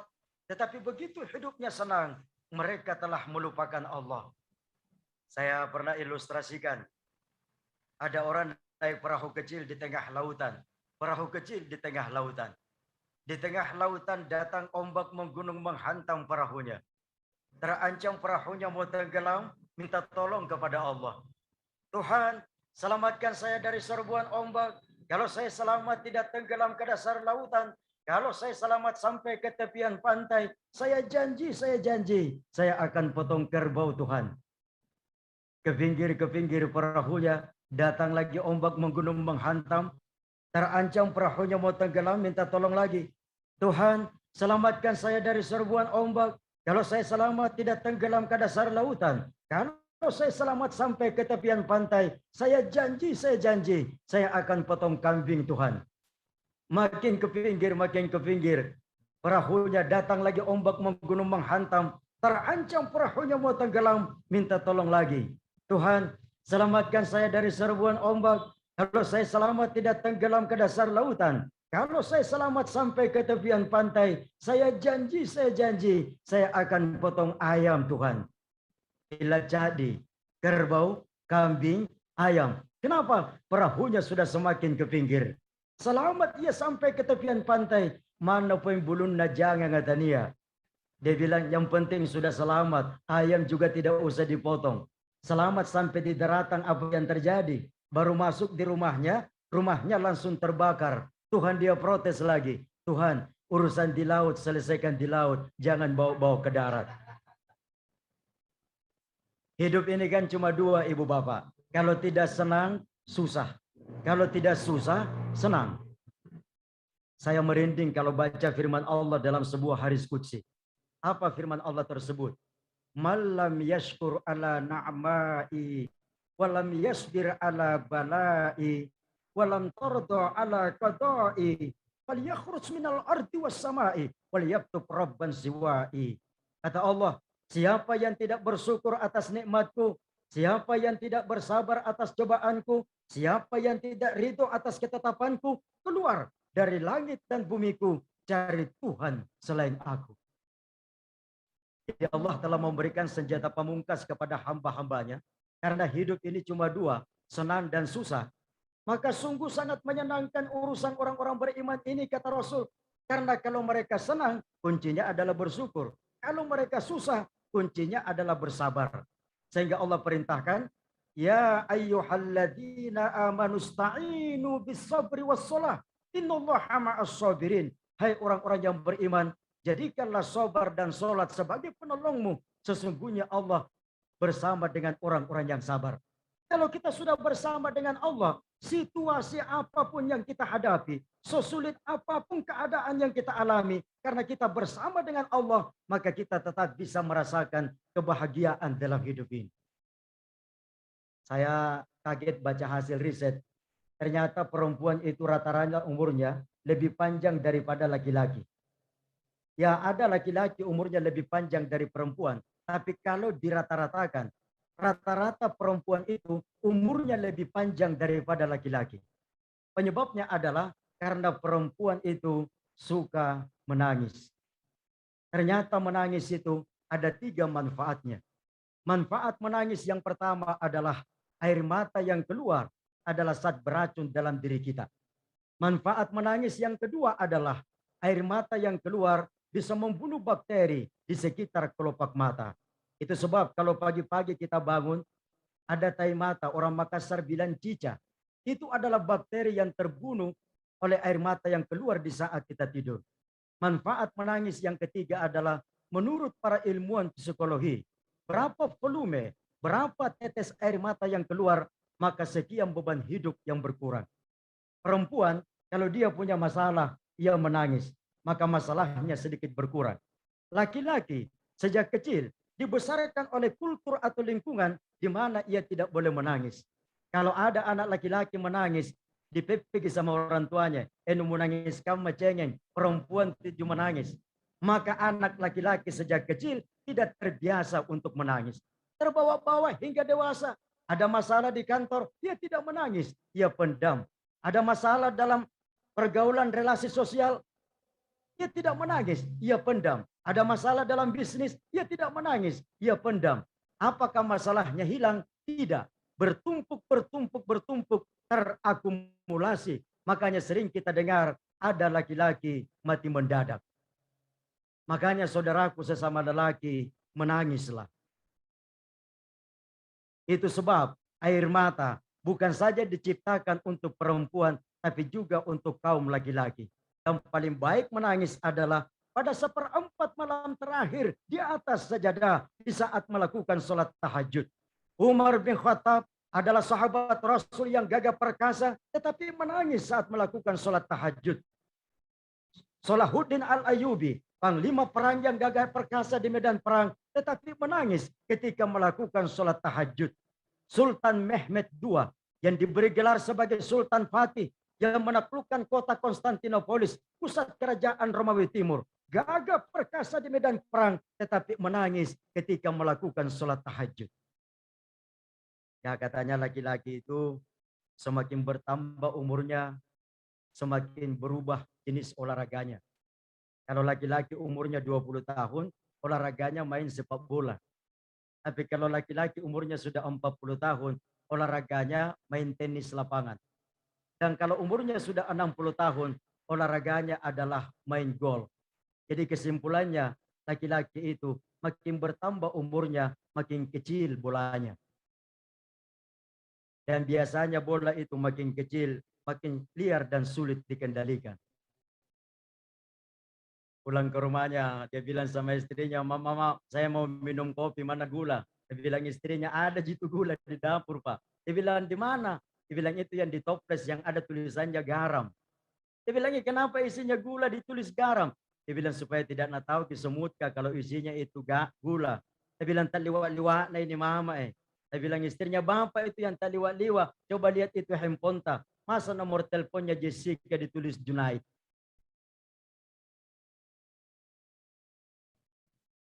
Kenapa Allah perintahkan hamba-hambanya untuk bersabar ketika menghadapi musibah? Karena ternyata pertama, orang yang sabar itu akan dikuatkan mentalnya oleh Allah. Orang yang sabar itu akan dikuatkan mentalnya oleh Allah. Seorang guru yang bijaksana sebelum memberikan ujian akhir kepada siswanya. Yang saya maksud adalah post-test ujian akhir, bukan pre-test ujian awal. Seorang guru yang bijaksana sebelum memberikan ujian akhir kepada siswanya, tentu yang mempersiapkan materi pelajaran yang terkait dengan ujian yang akan diberikan. Kalau ada seorang guru langsung memberikan ujian akhir, ia tidak mempersiapkan materi pelajaran sebelumnya, itu namanya guru yang tidak bijaksana. Kalau 40 siswanya tidak lulus, sebenarnya bukan 40, tapi 41. Siapa satunya? Guruna. Seorang guru yang bijaksana sebelum memberikan ujian akhir kepada siswanya, tentu ia mempersiapkan materi pelajaran yang terkait dengan ujian yang akan diberikan. Habis. Guru yang bijaksana saja begitu, apalagi Allah yang maha bijaksana. Saya ulangi, guru saja manusia biasa yang bijaksana begitu, apalagi Allah zat yang maha bijaksana. Setiap Allah akan memberikan ujian kepada hambanya. Setiap Allah akan menurunkan kesulitan hidup kepada hambanya. Setiap Allah akan memberikan musibah kepada hambanya. Allah telah mempersiapkan hamba tersebut agar ia sanggup untuk menerima ujian dan cobaan yang akan diberikan. Jadi kalau menghadapi musibah, jangan lalu sampai keluar kata-kata dari mulutnya, beratnya ini ujian, saya tidak sanggup memikulnya. Itu tidak mungkin terjadi. Allah tidak mungkin memberikan beban kepada seorang hamba yang di luar daripada kemampuan hamba tersebut. Allah jelaskan di dalam Al-Quran, surah Al-Baqarah ayat 286, la yukallifullahu nafsan illa wus'aha. Allah tidak akan memberikan beban kepada seorang hamba, melainkan sesuai dengan kesanggupan hamba tersebut. Yang kedua, kenapa Allah perintahkan hamba-hambanya bersabar ketika menghadapi musibah? Karena orang yang sabar itu akan ditinggikan derajatnya oleh Allah. Wow, keren sekali. Orang yang sabar itu akan ditinggikan derajatnya oleh Allah. Kalau Bapak Ibu saya tanya, siswa manakah yang berhak naik kelas di sekolah? Apakah siswa yang ikut ujian atau siswa yang tidak ikut ujian? Jawabannya tentu yang berhak naik kelas di sekolah adalah siswa yang ikut ujian. Karena biasa juga sebelum corona ada siswa kalasi, Pak. Ada 2 siswa terlambat datang ke sekolah. Siswa pertama ditanya sama gurunya, kenapa kita terlambat, nak? Oh maaf Pak Guru, saya terlambat gara-gara saya mimpi. Mimpi apa sampai bisa terlambat, nak? Dia bilang, anu Pak Guru, saya mimpi pulang kampung naik sepeda. Kampung saya jauh sekali. Terlambat Kak bangun. Makanya juga saya terlambat datang ke sekolah. Oh jadi gara-gara mimpi nak kita terlambat. Iya Pak Guru. Siswa kedua ditanya, kenapa kita terlambat, nak? Dia bilang, maaf Pak Guru, saya terlambat gara-gara saya mimpi. Mimpi apa ke kita? Dia bilang, mimpi karena bonceng temanku tadi. Makanya dia terlambat, saya juga terlambat Pak Guru. Ya biasalah sebelum corona itu Pak, kalau tahun ajaran baru, para siswa itu kan diminta memperkenalkan nama dan hobinya. Kata Pak Guru, siswa yang pertama di belakang, perkenalkan nama dan hobimu. Oh, berdiri, nama saya Pak Baharudin. Apa hobimu Bahar? Hobi saya adalah memancing di kali setiap hari sambil melihat pelangi. Oh, keren sekali. Hobimu memancing di kali sambil melihat pelangi. Oke, tidak apa-apa. Siswa kedua, perkenalkan nama. Oh, berdiri, nama saya Abdul Qadir. Apa hobimu, Qadir? Hobi saya adalah jogging di pinggir kali setiap hari sambil melihat pelangi. Oh, suka lihat pelangi juga. Oke, siswa yang ketiga, perkenalkan nama. Oh, berdiri, nama saya Pak Sulaiman. Apa hobimu, Sulaiman? Hobi saya adalah makan rujak di pinggir kali sambil melihat pelangi. Woi, kalian bertiga satu geng ya suka lihat pelangi. Oke, tidak apa-apa. Sekarang siswi yang paling cantik di depan, perkenalkan namamu. Itu siswi berdiri. Nama saya Pelangi. Apa hobimu, Pelangi? Hobi saya adalah mandi di kali setiap hari. Sigan raya. Oke, siswa manakah yang berhak naik kelas di sekolah? Apakah siswa yang ikut ujian atau siswa yang tidak ikut ujian? Jawabannya tentu yang berhak naik kelas di sekolah adalah siswa yang ikut ujian. Setuju Ibu Bapak? Jadi kalau dalam hidup ini kita diuji oleh Allah dengan kesulitan-kesulitan hidup, kalau kita bisa bersabar, itu tandanya kita akan naik kelas. Tidak disebut seseorang sebagai pelaut yang handal kalau ia tidak pernah melewati ombak yang besar. Tidak disebut seseorang sebagai pendaki gunung yang hebat kalau tidak pernah melewati terjalnya lereng gunung. Itu pentingnya mengapa kita perlu bersabar, karena Allah juga ternyata menciptakan segala sesuatu itu serba berpasang-pasangan. Bapak Ibu, kalau hidup pasangannya apa? Mati. Kalau siang pasangannya apa? Malam. Kalau laki-laki pasangannya apa? Perempuan. Kalau masalah pasangannya apa? Ya, tepat sekali. Pasangannya adalah solusi atau jalan keluar. Jadi tidak ada masalah yang tidak ada jalan keluarnya. Allah jelaskan di dalam Al-Quran, wa min kulli syai'in khalaqna zawjain la'allakum tadhakkarun. Allah menciptakan segala sesuatu serba berpasang-pasangan. Ada hidup, ada mati, ada siang, ada malam, ada laki-laki, ada perempuan, ada masalah, pasti ada jalan keluarnya. Dan ternyata Ibu Bapak, fondasi kebahagiaan itu adalah takwa. Itu sebabnya Allah berfirman, wattaqullah la'allakum tuflihun. Bertakwalah kepada Allah supaya kalian beruntung, supaya kalian bahagia. Karena fondasi kebahagiaan itu adalah takwa, maka orang yang bertakwa bukan saja bisa merasakan kebahagiaan di saat hidupnya senang, tapi juga bisa merasakan kebahagiaan di saat hidupnya susah. Saya minta maaf Ibu Bapak. Kalau ada orang nanti merasa bahagia ketika hidupnya senang, atau orang-orang sering mengatakan dengan zona komfort, zona nyaman. Kalau ada orang nanti bahagia ketika hidupnya senang, maka itu bukan kebahagiaan. Itu adalah kesenangan. Apa perbedaan antara kesenangan dengan kebahagiaan? Kalau kesenangan hanya disandarkan pada hal-hal yang menyenangkan. Sementara kebahagiaan dalam perspektif Islam bukan saja disandarkan pada hal-hal yang menyenangkan, tapi juga disandarkan pada hal-hal yang menyusahkan, pada hal-hal yang menyulitkan. Sekarang ini memang situasi serba sulit akibat pandemi COVID-19. Apalagi ada keluarga berpulang ke rahmatullah. Ini adalah kesulitan hidup yang luar biasa. Tetapi kesulitan hidup ini tidak boleh menjadi penghalang bagi kita untuk merasakan kebahagiaan. Mari kita belajar pada sejarah. Bilal bin Rabah. Bapak-bapak kenal Bilal? Kenal Bilal, Pak? Kenal di mana?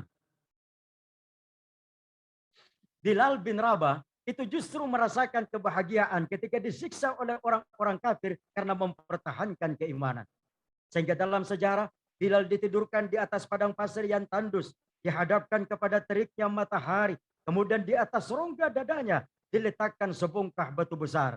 Lalu orang-orang kafir memberikan tawaran yang menggiurkan. Bilal, kalau engkau ingin selamat, hidupmu tenang, katakan, Allah itu bukan Tuhan kamu dan Muhammad itu bukan utusan Allah. Bilal menjawab, tubuhku boleh kau hancurkan dengan sebongkah batu besar, tetapi iman saya kepada Allah tidak bisa kau hancurkan. Kepala ini bisa kau pisahkan dengan seluruh anggota badan saya, tetapi iman saya kepada Allah tidak akan bisa kau pisahkan dari hatiku. Meskipun saya tersiksa, saya tetap pada keyakinan tidak ada Tuhan selain Allah dan Muhammad adalah utusannya. Ahad, ahad, ahad. Bilal justru merasakan kebahagiaan ketika hidupnya tersiksa karena mempertahankan keimanan. Fondasinya adalah takwa. Seorang tokoh sufi perempuan bernama Rabi'ah Al-Adawiyah justru merasakan kebahagiaan ketika ia beribadah kepada Allah dengan dasar cinta. Sehingga syairnya yang sangat terkenal adalah, ya Allah, kalau aku menyembah kepadamu karena mengharap surga, jauhkan surga dariku. Kalau aku menyembah kepadamu karena takut kepada neraka, masukkan saya ke dalam neraka. Aku menyembah kepadamu karena aku cinta kepadamu. Dalam ilmu tasawuf, inilah yang dikenal dengan konsep mahabbah. Beribadah kepada Allah dengan dasar cinta. Sehingga sholat, puasa, zakat tidak dirasakan sebagai beban, tapi justru dirasakan sebagai kebutuhan untuk berjumpa dengan sang kekasih. Saya sedikit mengetahui bahwa almarhum Andi Darussalam Tabusala semasa hidupnya begitu banyak memberikan manfaat bantuan kepada orang lain. Bahkan Pak Hariman Siregar tadi memberikan testimoni, kadang-kadang keluarganya sendiri dia lupakan demi untuk melakukan kegiatan-kegiatan untuk membantu orang lain. Dan kebetulan juga nama beliau luar biasa, Darussalam, Kampung Keselamatan. Dengan demikian semoga dengan nama almarhum betul-betul Allah memberikan kampung keselamatan berupa alam kubur yang disinari dan dirahmati oleh Allah. Amin. Semoga dengan sesuai dengan namanya almarhum dikumpulkan bersama dengan orang-orang yang soleh. Amin ya rabbal alamin, dan dimasukkan ke dalam surga. Andi Darussalam Tabusala, nama yang sungguh sangat luar biasa. Ini pentingnya kita berikan nama-nama yang islami kepada anak kita. Boleh kasih nama-nama lain. Ada seorang anak, bapaknya Jawa, ibunya Makassar. Kata bapaknya, ini anak harus diberikan nama Jawa supaya kelihatan Jawanya. Kata ibunya, tidak. Ini anak harus diberikan nama Makassar supaya kelihatan Makassarnya. Kata suaminya, kita negara Bhinneka Tunggal Ika. Perlu persatuan dan kesatuan antar suku. Bagus anak kita kalau lahir, sepotong namanya Makassar, sepotong namanya Jawa. Anaknya lahir dengan bangga dia kasih nama Sangkala Hartono. Ya, betawa Sangkalanya itu Makassar, Hartononya itu Jawa. Pernah ada kejadian, Pak. Sepasang suami istri rumahnya dimasuki perampok.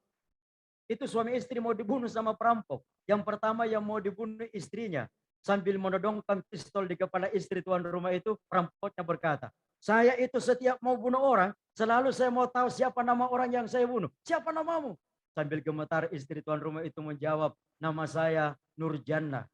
Perampoknya kaget, kebetulan sama dengan nama ibu kandung saya. Saya tidak mungkin membunuh orang yang namanya sama dengan ibu kandung saya. Selamat itu istrinya, Bu, gara-gara namanya Nurjannah. Itu bagusnya kalau Nurjannah namanya orang. Giliran suaminya mau dibunuh sama perampok. Kalau kamu, siapa namamu? Sambil gemetar suaminya menjawab, sebenarnya nama saya Sangkala. Tapi orang-orang sering juga memanggil saya Nurjannah. Saya bilang perampoknya, tidak mungkin namamu Sangkala dipanggil Nurjannah. Ini pala ulun. Ada yang di atas makamnya dari Rabi'ah Al-Adawiyah. Siapa beliau? Tentu saja Rasulullah Sallallahu Alaihi Wasallam. Yang begitu bahagianya sampai Nabi bersabda, baiti jannati, rumah tanggaku laksana surga bagiku. Bisa kita bayangkan bagaimana itu bahagianya Rasul sampai beliau berkata, rumah tanggaku laksana surga bagiku. Padahal Rasul faktanya tidur di atas pelepah daun korma. Pagi-pagi kalau bangun membekas di pelipi beliau. Kadang-kadang Rasul 3 hari tidak makan sampai perutnya diganjal dengan batu. Tetapi beliau sanggup berkata, baiti jannati, rumah tanggaku laksana surga bagiku. Ini semakin membuktikan bahwa orang yang bertakwa bukan saja bisa merasakan kebahagiaan di saat hidupnya senang, tapi juga bisa merasakan kebahagiaan di saat hidupnya susah, termasuk menghadapi kesulitan-kesulitan hidup akibat virus corona.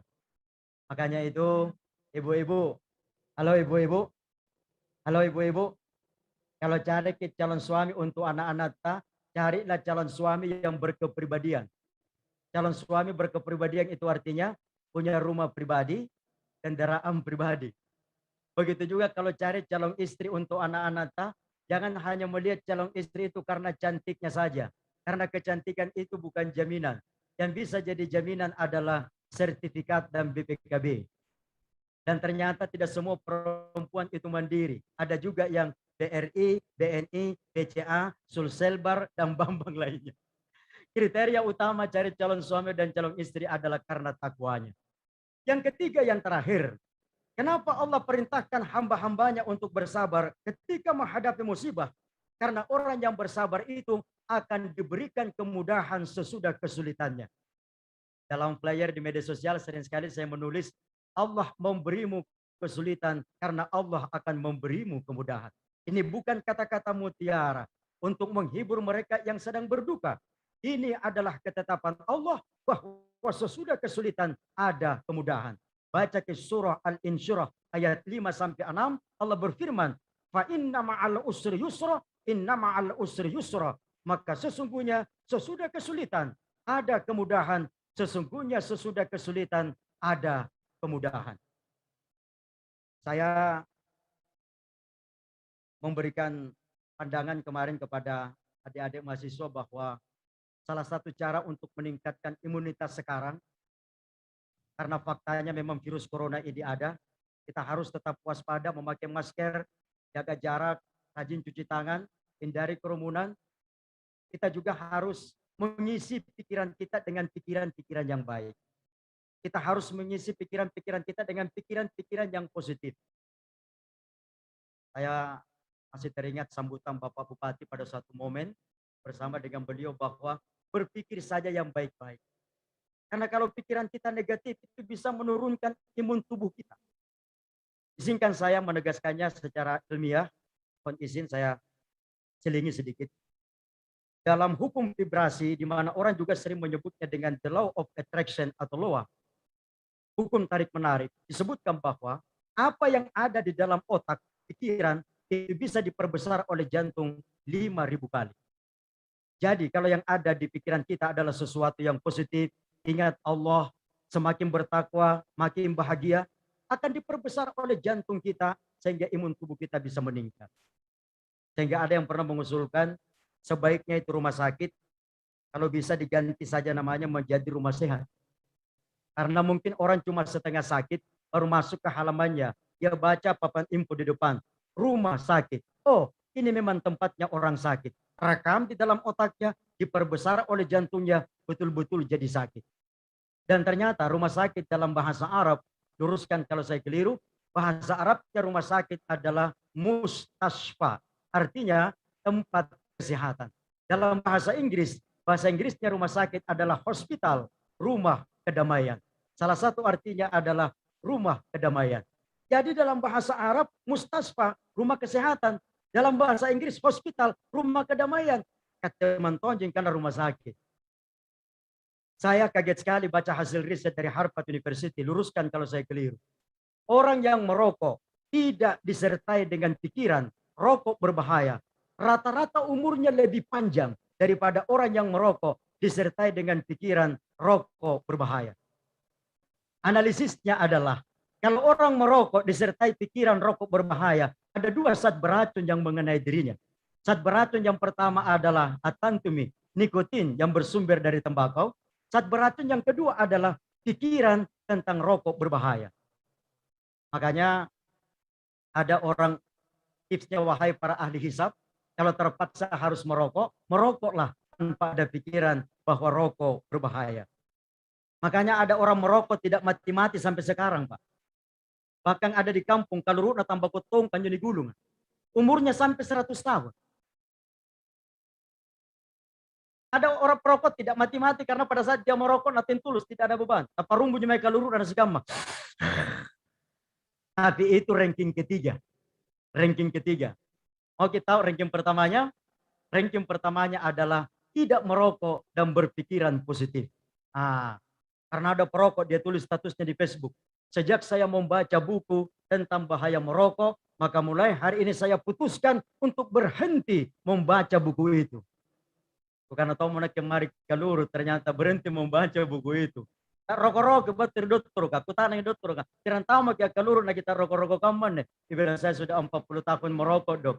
Kata dokternya, sayang sekali. Sekiranya uang pembeli rokokmu kamu tabung, maka selama 40 tahun itu tabunganmu sudah bisa dipakai membangun hotel.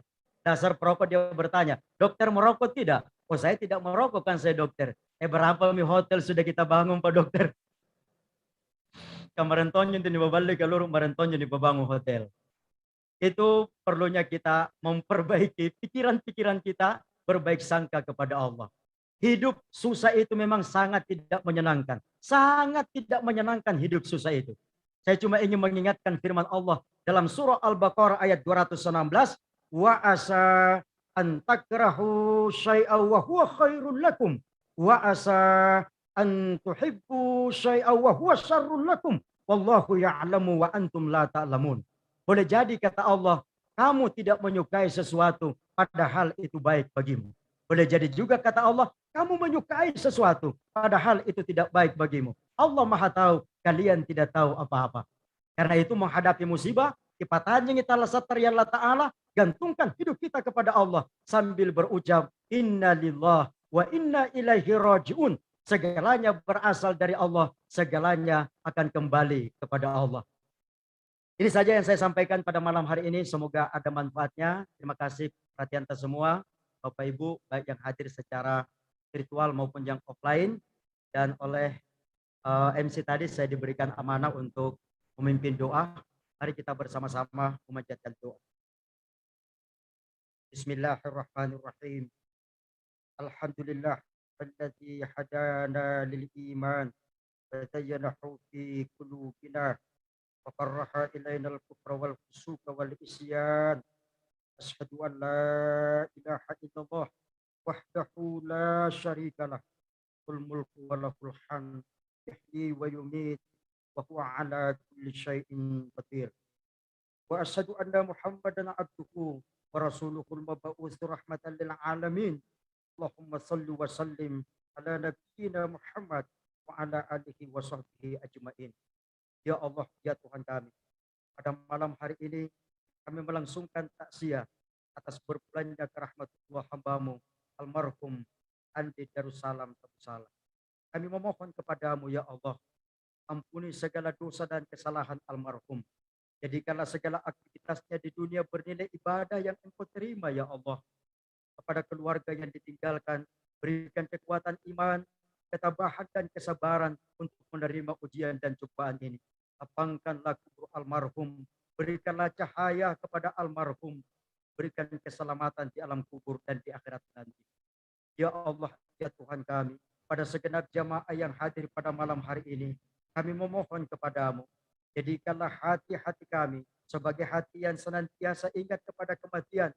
Berikan kekuatan lahir dan batin kepada kami ya Allah untuk mempersiapkan bekal berupa amal ibadah, amal soleh, amal kebajikan dalam menghadapi kematian itu. Ya Allah, ampuni segala dosa dan kesalahan kami. Ampuni sekotor apapun diri-diri kami. Ampuni sehitam dan sekelam apapun masa lalu yang pernah kami lewati. Subhanaka rabbil izzati amma yasifun. Wassalamun alal mursalin.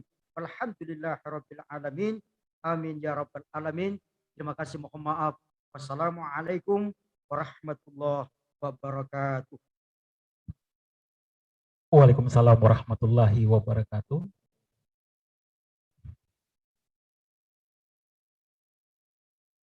Bapak Ibu hadirin jamaah takziah yang kami muliakan, selanjutnya kita ikuti bersama sepatah kata dari keluarga, teman dan sahabat almarhum Bapak Andi Darussalam Tabusalla yang tersambung secara virtual. Sepatah kata mewakili keluarga, teman dan sahabat ini akan dipandu oleh Sisi Darussalam, anak dari almarhum.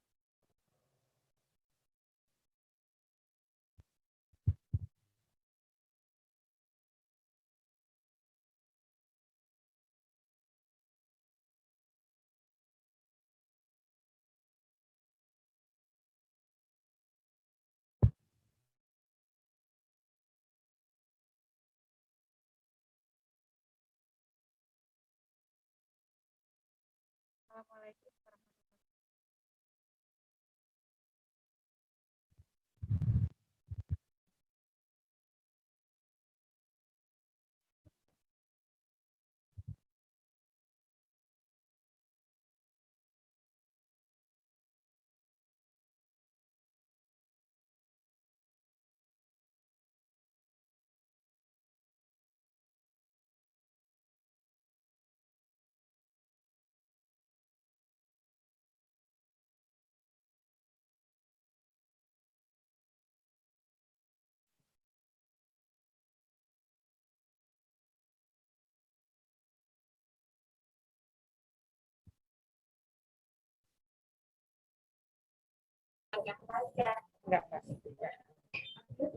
Bismillahirrahmanirrahim. Assalamualaikum warahmatullahi wabarakatuh. Terima kasih kepada sahabat keluarga yang telah hadir di acara Zoom virtual untuk Bapak kami tercinta Bapak Andi Darussalam Sabusalam.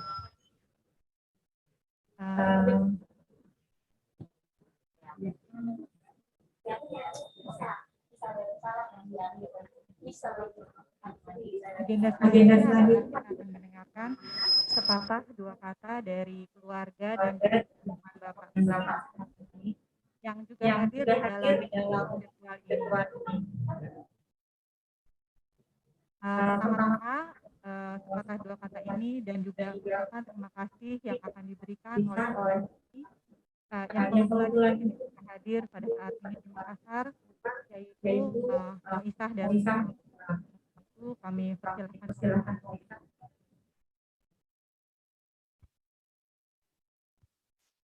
Halo, assalamualaikum warahmatullahi wabarakatuh. Bisa dengar ya? Can you guys hear me okay? Assalamualaikum. Pertama saya mau mengucapkan terima kasih sedalam-dalamnya.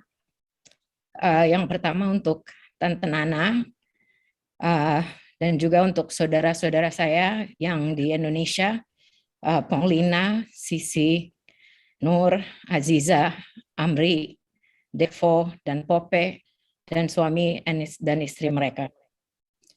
Terima kasih yang sedalam-dalamnya karena saya di Amerika dan tidak bisa pulang pada saat ini. Terima kasih untuk jagain Bapak dan selalu update saya. Yang kedua, terima kasih untuk doa-doa dan kata-kata dan messages juga untuk dari semua keluarga dan teman-teman dari beberapa minggu sebelum ini. My sisters asked me untuk share a few words, so I thought aku akan share some good and funny story, maybe, so that way we don't get too sad.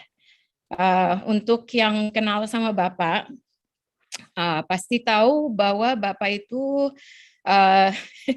susah untuk kontrol tempernya, you know. Sering seneng kayak nggak bisa gitu kalau udah mulai jengkel langsung jerit-jerit kayak anak kecil, lost tantrum. Menakutkan waktu saya masih kecil, tapi setelah saya dewasa kalau dia mulai jerit-jerit biasanya saya langsung like that, you know, karena saya bilang no. Maybe orang lain nggak apa-apa kalau you jerit-jerit to them, but to me you cannot.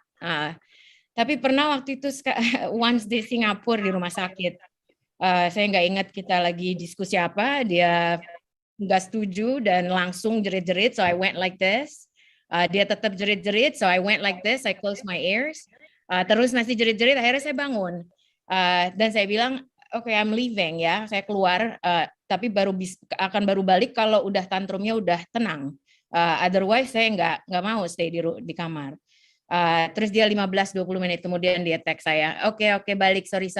Saya masuk balik kamar di rumah sakit, of course dia udah cengengesan, I think you guys know how he was, terus only bilang sorry. And saya ingetin lagi, one, nggak bisa ke saya tuh kayak gitu, nggak bisa. Dan kedua, semestinya tuh nggak kayak begitu. It's not nice. So that's one of my favorite stories, I think, tentang Bapak. Yang kedua, Bapak bertahun-tahun itu berusaha sekali untuk dapat di-approve untuk ikutin Facebook sama Instagram account saya. Tapi nggak pernah saya approve karena because Bapak itu kepo ya, banyak komentarnya, banyak pertanyaannya, saya nggak mau. Tapi akhirnya tahun lalu karena pandemik saya mulai banyak masak dan saya bikin account yang public. Tadinya saya nggak tahu ini siapa yang komentar-komentar terus. Baru saya ingat, baru saya tanya adik-adik my sisters, ini si Bapak ya. Every day, every comment, every masakan dia selalu bagus sekali, enak sekali. Ini saya bisa. Ini kayaknya bagus, tapi jangan pakai kambing. Or pokoknya dia kritikus. Terakhir dia actually request again for approval for my personal account waktu baru masuk rumah sakit terakhir ini. So maybe now I'll get to approve it supaya dia bisa finally ikutin saya from wherever he is. Waktu kita operasi ginjal transplant 4 tahun yang lalu, harapan kita semua bahwa semoga ginjal bisa tambah hidup Bapak untuk mungkin 10, mungkin 15 tahun lagi. Kita decided karena Bapak tahu saya big fans of tennis. Ginjal yang dikasih ke Bapak itu namanya kita namakan Rafa, dari Rafa Nadal. Karena itu ginjal kiri saya. Rafa Nadal itu pemain tenis tangan kiri, fighter, very strong. So I thought he'd get to keep him. Dan saya keep my right one, my favorite player, Roger Federer. So we always refer to his ginjal as Rafa. Tapi of course with COVID, unfortunately kita nggak dapat 10 tahun. Tapi semoga harapan saya 4 tahun sama the last 4 years, semoga at least Bapak enjoy hidupnya a little bit more. Mungkin bisa lebih traveling, nggak harus cuci darah, dan nggak keluar masuk rumah sakit. Dan waktu kemarin di pemakaman saya juga pikir, at least Rafa is with him, even now. Jadi Bapak nggak sendiri. So, those are my stories. Tolong maafin kalau Bapak banyak salahnya. Tolong maafin, dan semoga ingat yang baik-baik, dan yang nggak terlalu baik semoga bisa dilucu-lucukan. Dan itulah waktu kebetulan, alhamdulillah hari Minggu sebelum Bapak, 1 hari sebelum Bapak meninggal, kita dapat, we were lucky, ada buku yang di ICU, kita bisa di video call lihat Bapak sakit dengan mesin-mesin. Pada saat itu doa saya berganti untuk semoga Bapak dengar dengan saya bilang, it's okay, Bapak. It's okay if it's time to let go. It's okay. We're gonna be fine. We'll take care of each other. So if it's time to let go, it's okay. So anyway, assuming Bapak right now is partying somewhere with some people. So itu aja yang dari kata-kata saya. Semoga kayak saya bilang, semoga maafin salahnya Bapak, dan ingat yang baik-baik, dan kalau yang nggak baik-baik dilucu-lucukan untuk bisa tertawa. Terima kasih. Assalamualaikum warahmatullahi wabarakatuh.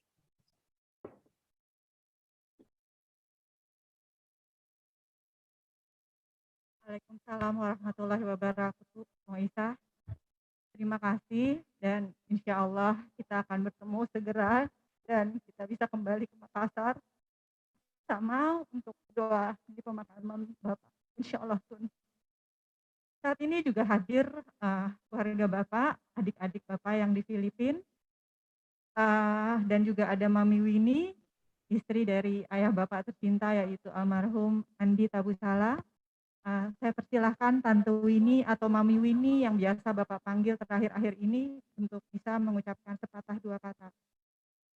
Untuk admin bisa tolong di-unmute untuk keluarga di Filipina. Terima kasih. Namanya Philippine Family Tabusala.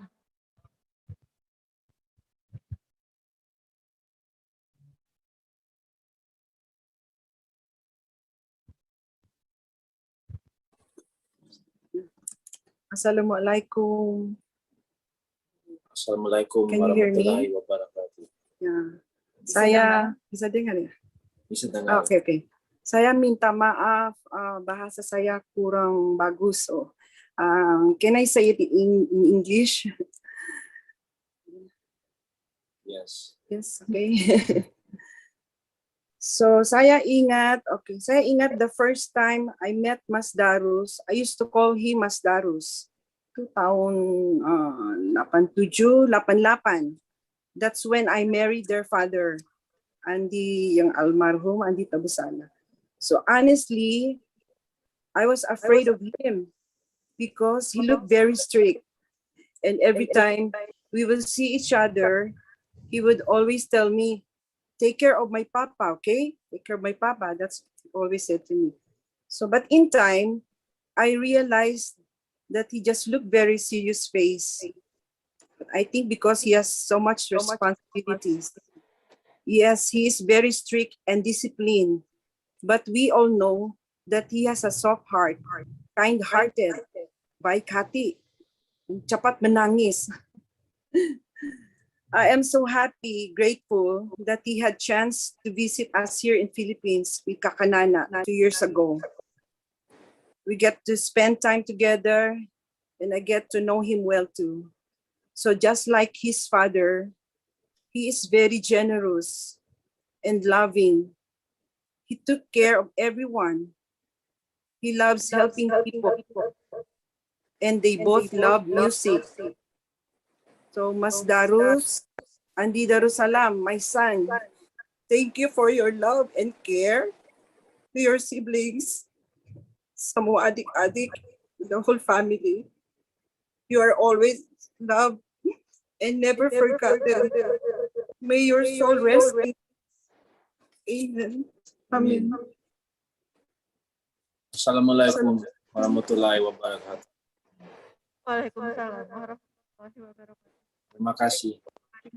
Thank you so much, Tante Winnie, Faisal, dan Raisa. Thank you. Terima kasih. That last year we cannot be together for our grandpa, and then today berkumpul lagi dan we cannot see each other. But I know for sure, inshallah, we can see each other again.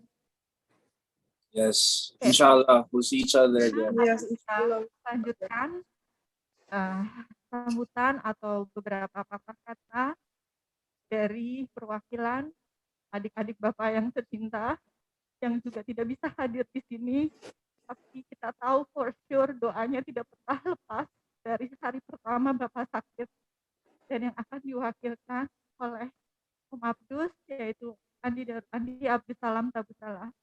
Om Abdus, kita persilahkan atas nama Farid Tabusala.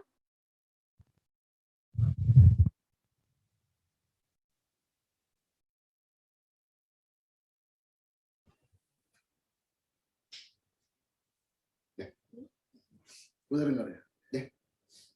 Bismillahirrahmanirrahim. Assalamualaikum warahmatullahi wabarakatuh.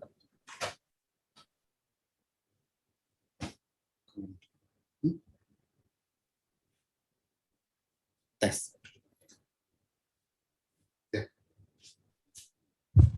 Assalamualaikum warahmatullahi wabarakatuh. Bismillahirrahmanirrahim. Saya Abdus, adik ke-8 dari 12 bersaudara almarhum Adi Darussalam yang kami panggil Mas Darus.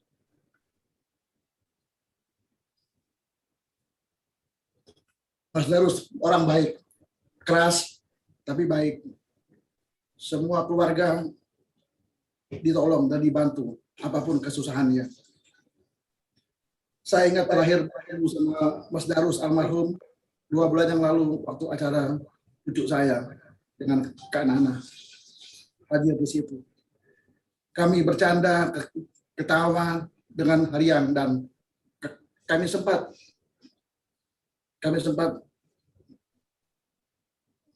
melakukan kontak yang betul-betul yang kami tidak sangka bahwa saat itu adalah pertemuan terakhir saya dengan Mas Darus. Untuk itu saya tidak panjang-panjang, saya atas nama pribadi dan seluruh adik-adik dari Mas Darus, memohon maaf yang sebesar-besarnya. Dibuat kami itu maaf, terutama kepada Kak Nana dan keluarga Bapak Haji Yassin Limpo yang bertahun-tahun merawat Mas Darus sampai pada saat tutup usia. Kami mohon dimaafkan juga semua kesalahannya, Kak Nana, mohon keikhlasannya. Dan juga kami mohon maaf kepada keluarga mertua saya, Haji Andi Ahmad Rifai almarhum, terutama pengulang. Maafkan ya buangnya Mas Darus. Insya Allah Mas Darus orang baik buangnya. Juga untuk anak-anak, Lina, Isa, Sisi, Asisa, Nur, Amri, Devo, Pope, dan seluruh cucu-cucu. Doakan Bapak, insya Allah Bapak husnul khotimah. Bapak orang baik, dan Bapak banyak membantu. Saya juga berterima kasih dengan Mas Darus. 2 anak saya menikah, dua-duanya Mas Darus jadi saksi dengan ikhlas. Semoga Mas Darus, anak-anak saya yang Mas Darus jadi saksi, Mas Darus bisa lihat nanti kebahagiaannya. Mas Darus juga sempat melihat anaknya Raiyah yang Mas Darus akrab di Singapura. Sekali lagi kami ucapkan terima kasih, mohon maaf lahir batin, maafkan kakak saya Mas Darus, dan kepada keluarga yang ada di Makassar, yang ada di takziah ini, maafkan kakak saya. Demikian dari saya atas nama pribadi dan atas nama keluarga. Assalamualaikum warahmatullahi wabarakatuh. Waalaikumsalam warahmatullahi wabarakatuh. Terima kasih Om Abdus, Tante Mila, Om Nur, Tante Alia, Om Taufik, dan juga Om Wahyu yang selalu setia untuk mendoakan Bapak walaupun tidak berada di sini. Selanjutnya adalah keluarga besar Haji Mataliti, yaitu sepupu-sepupu Bapak yang akan diwakilkan oleh Bapak Haji Falah Kamarudin Jafar. Om Falah bisa dipersilakan.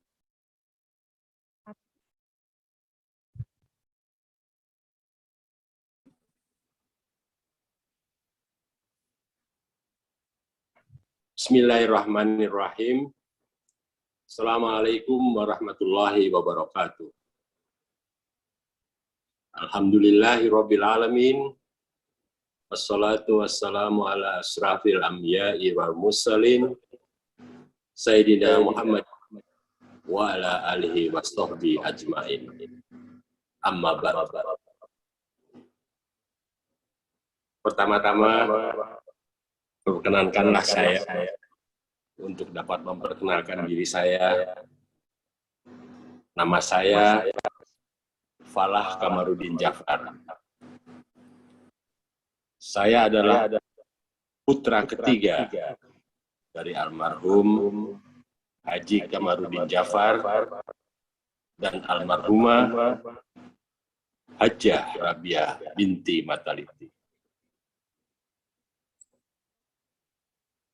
Saya adalah saudara sepupu, jatuhnya adik dengan almarhum Haji Andi Darussalam Tabussalam.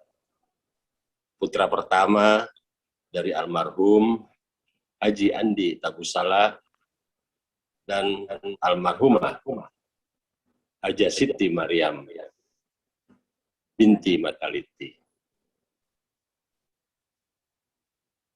Jadi kepada sanak saudara semuanya pasti juga sudah mengetahui bahwa almarhumah ibu saya adalah adik kandung dari almarhumah ibunda dari almarhum Haji Andi Tabussalam.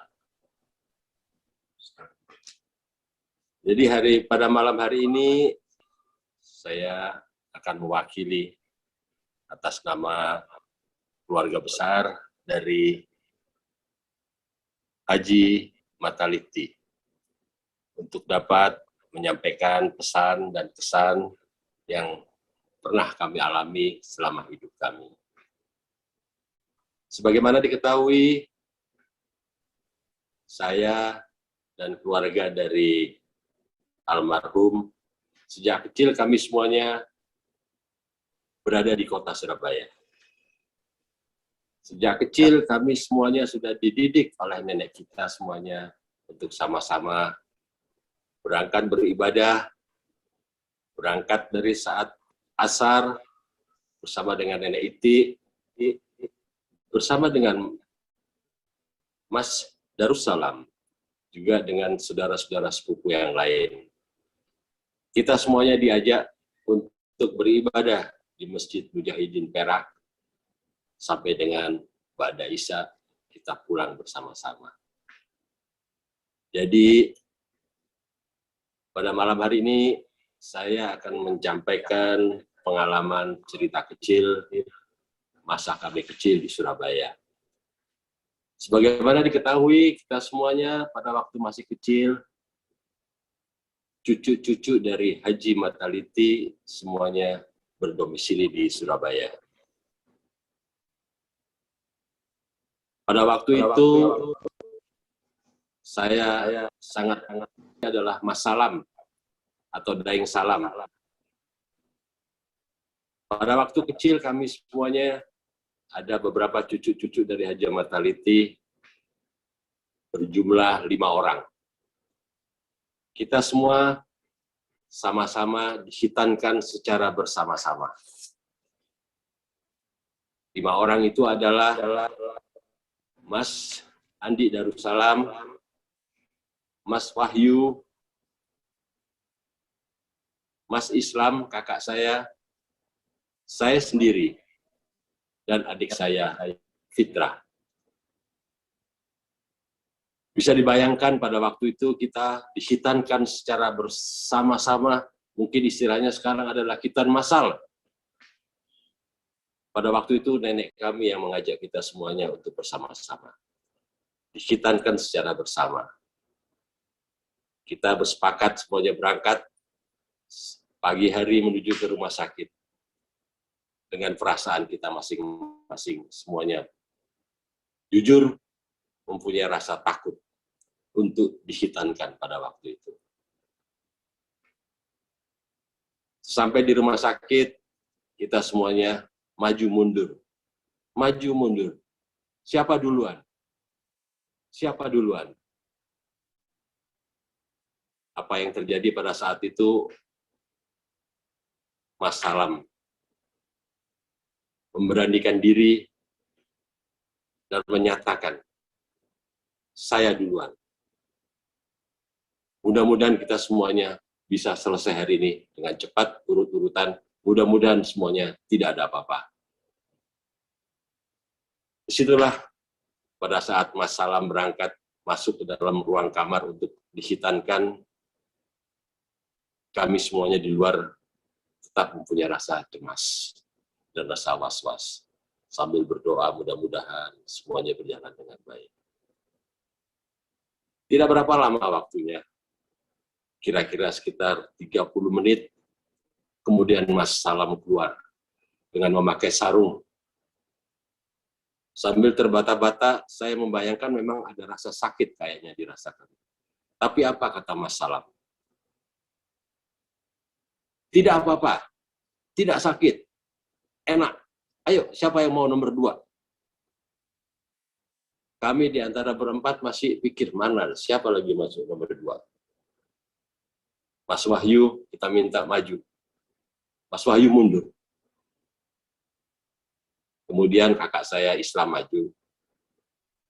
Setelah Islam maju, kemudian saat itu dokternya ada 2 yang akan melakukan sunat.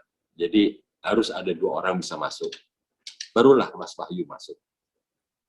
Setelah Mas Wahyu masuk, saya bergantian dan adik saya Fitrah.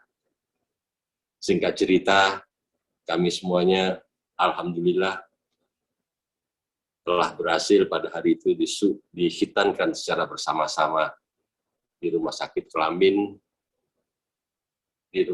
Kelamin Indrapura di Surabaya. Jadi Setelah kita dihitankan semuanya,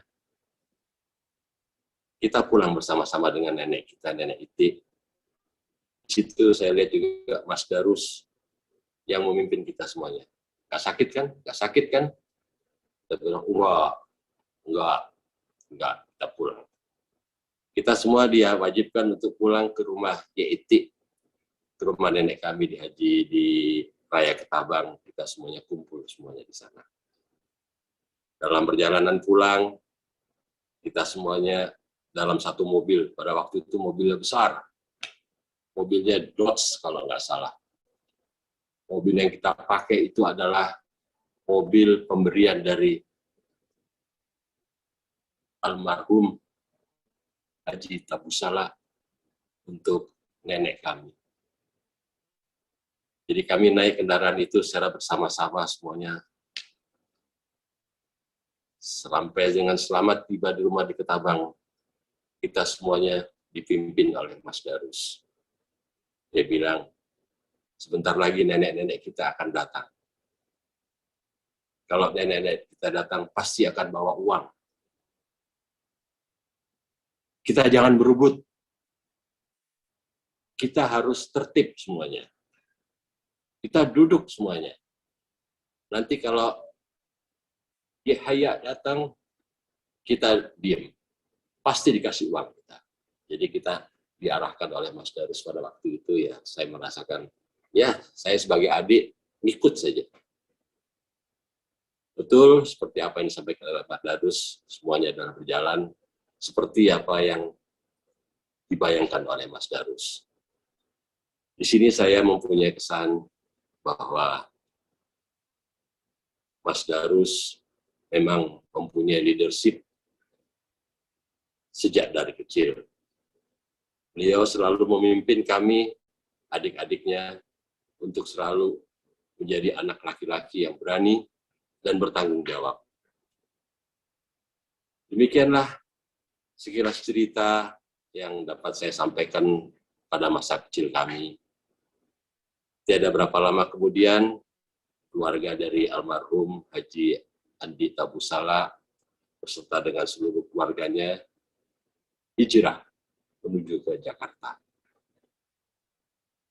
Kami semuanya tetap di Surabaya, tapi kami tetap berkomunikasi.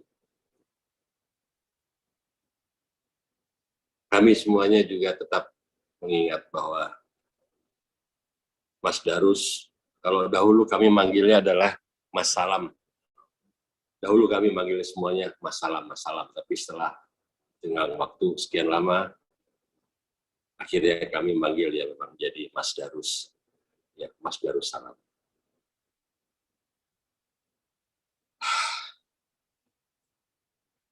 Itulah kesan saya pada waktu masih kecil.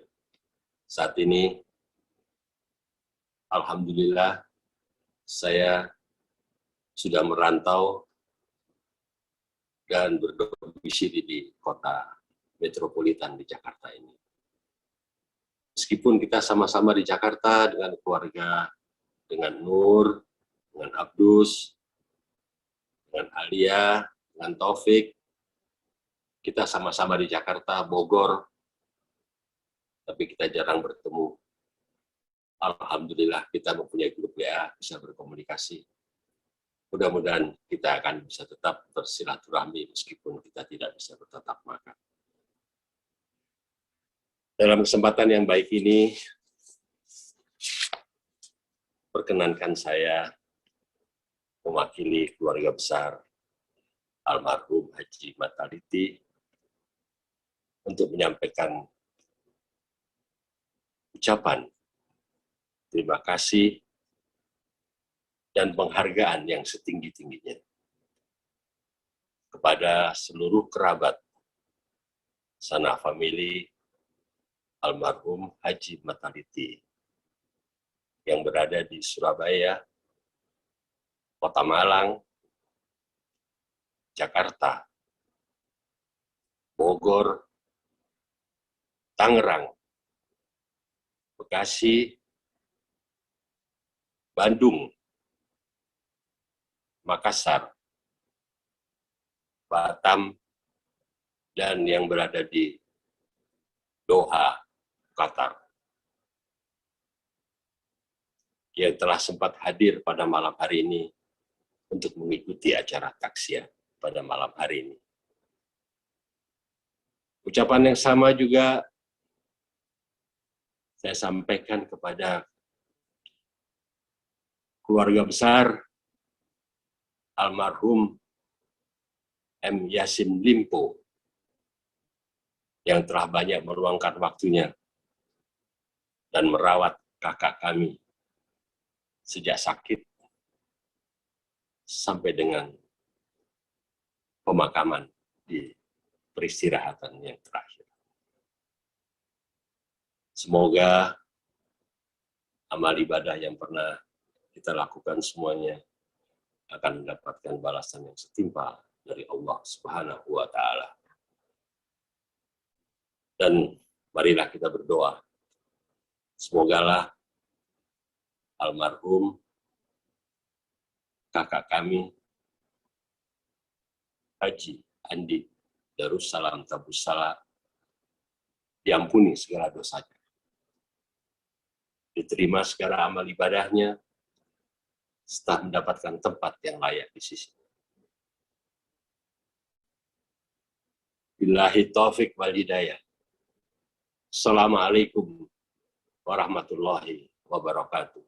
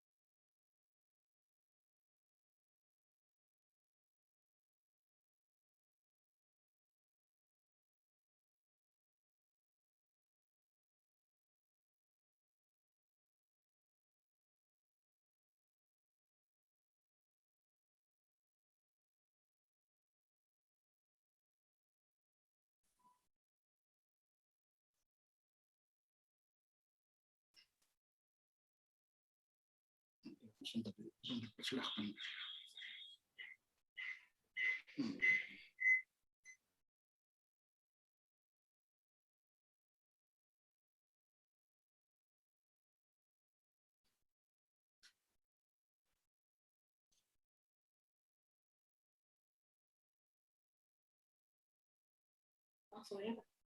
Silakan Pong.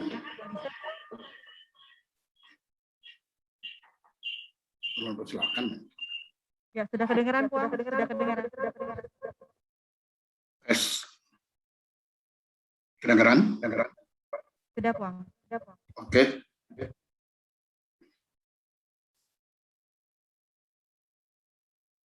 Keluarga besar almarhum Andi Darussalam Tabussalam serta seluruh peserta takziah sekalian.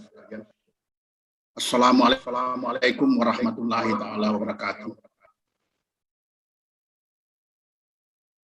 Sebelum saya menyampaikan testimoni pada malam hari ini, saya mengajak seluruh hadirin sekalian untuk bersama-sama kita membacakan surat Al-Fatihah yang pahalanya kita tunjukkan kepada almarhum. Al-Fatihah. Bismillahirrahmanirrahim. Ar-Rahmanirrahim. Iyyaka na'budu wa iyyaka nasta'in. Ihdinas siratal mustaqim. Siratal ladzina an'amta 'alaihim. Amin ya rabbal alamin. Mengawali testimoni ini, saya atas nama keluarga besar Mangga Barani dan keluarga besar Andi Rifai menyatakan tentunya turut berduka cita yang sedalam-dalamnya wafatnya adik Andi Darussalam Tabussalam. Bapak dan Ibu sekalian, Andi Darussalam Tabussalam dengan saya itu kebetulan hampir berbeda hanya setahun. Saya tua setahun sehingga beliau itu saya panggil dengan sebutan Adi. Salam. Demikian juga tadi dengan yang sudah memberikan testimoni, Bapak Dr. Hariman Sergar. Beliau kebetulan adalah seangkatan saya. Beliau tahun 72 sebagai Ketua Senat Kedokteran di UI. Dan saya sebagai Ketua Senat Pertanian di Institut Pertanian Bogor. Dan sejak itulah kami bertiga, Salam dan saya bersama Dr. Hariman itu sering bertemu sejak muda, jadi 40 tahun yang lalu. Ya, sehingga apa testimoni yang disampaikan oleh Pak Hariman tadi hampir mungkin sama yang saya akan sampaikan, hanya mungkin ada perbedaan dari sisi, karena saya kedekatannya dari sisi keluarga. Kalau Pak Hariman perkawanan secara murni, tapi saya juga adalah keluarga, sehingga mungkin ada beberapa hal yang berbeda sedikit. Pertemuan terakhir saya dengan almarhum itu pada tanggal 30 Mei tahun 2021 di suatu pesta perkawinan cucu Andi Patahangi di Jakarta beserta dengan Ibu Nana. Dan itu persis baru keluar dari rumah sakit. Beliau begitu rajin bersilaturahmi dengan keluarga dan sebagian teman-teman. Saya dengar beliau baru keluar dari rumah sakit langsung ke pesta perkawinan itu. Saya hanya sempat berbicara dengan beliau sedikit, berkelakar masalah makanan saja, karena biasanya kalau bertemu selalu hanya membicarakan masalah makanan. Beliau selalu iri hati sama saya karena selalu mengatakan enak banget katanya Pak Ahmad itu makan sebebasnya. Kalau saya agak terbatas karena mulai kesehatan yang mulai tidak kondusif. Nah, itu aja cerita-cerita soal itu. Ya tidak banyak ya. Tapi saya ingin menggarisbawahi tadi testimoni Pak Hariman Siregar. Saya kira itu yang dapat kita ambil bahwa almarhum ini adalah orang baik. Ya. Tidak ada soal ada kekurangan-kekurangan, itu adalah manusia biasa, tapi secara keseluruhan paripurna beliau adalah yang baik. Ya. Saya mengenal persis beliau sejak kecil, sejak kita beranjak dewasa. Beliau adalah orang yang taat beragama dari muda. Jadi kalau tua kita taat beragama itu sudah biasa. Ya. Tapi almarhum ini sejak muda sangat-sangat taat beragama. Yang namanya sembahyang puasa tidak pernah hilang. Selalu beliau melakukan dan menuntut agama. Jadi bukan saya sekedar hanya menjalankan agama itu. Dan beliau pun rajin beragama. Jadi saya pikir beliau mempunyai, justru itulah di dalam perjuangan dan perjalanan hidupnya, agama itu menjadi dasar kenapa dia sangat survival. Ya. Jadi seperti yang disampaikan Pak Hariman tadi, berbeda. Memang karena dasarnya adalah kemampuan dan keyakinan beragamanya yang tinggi daripada yang lain. Ya. Itu. Berikutnya adalah beliau sangat care terhadap kesehatan. Jadi beliau itu sejak muda memang, jadi ini juga suatu proses. Sejak muda beliau itu memang penyakit itu kayak berkawan dengan beliau lah. Ya, sejak muda. Jadi di umur 20-30 tahun itu sudah mulai dengan konsultasi dokter, sudah dengan obat dan sebagainya. Dan memang ada, beliau ini selalu main-main kita, selalu ada ajudan khusus untuk mengurusi, membawa obatnya dalam tas dan memperingatkan beliau untuk minum obat. Ini ada setiap kemana beliau ikut, ya.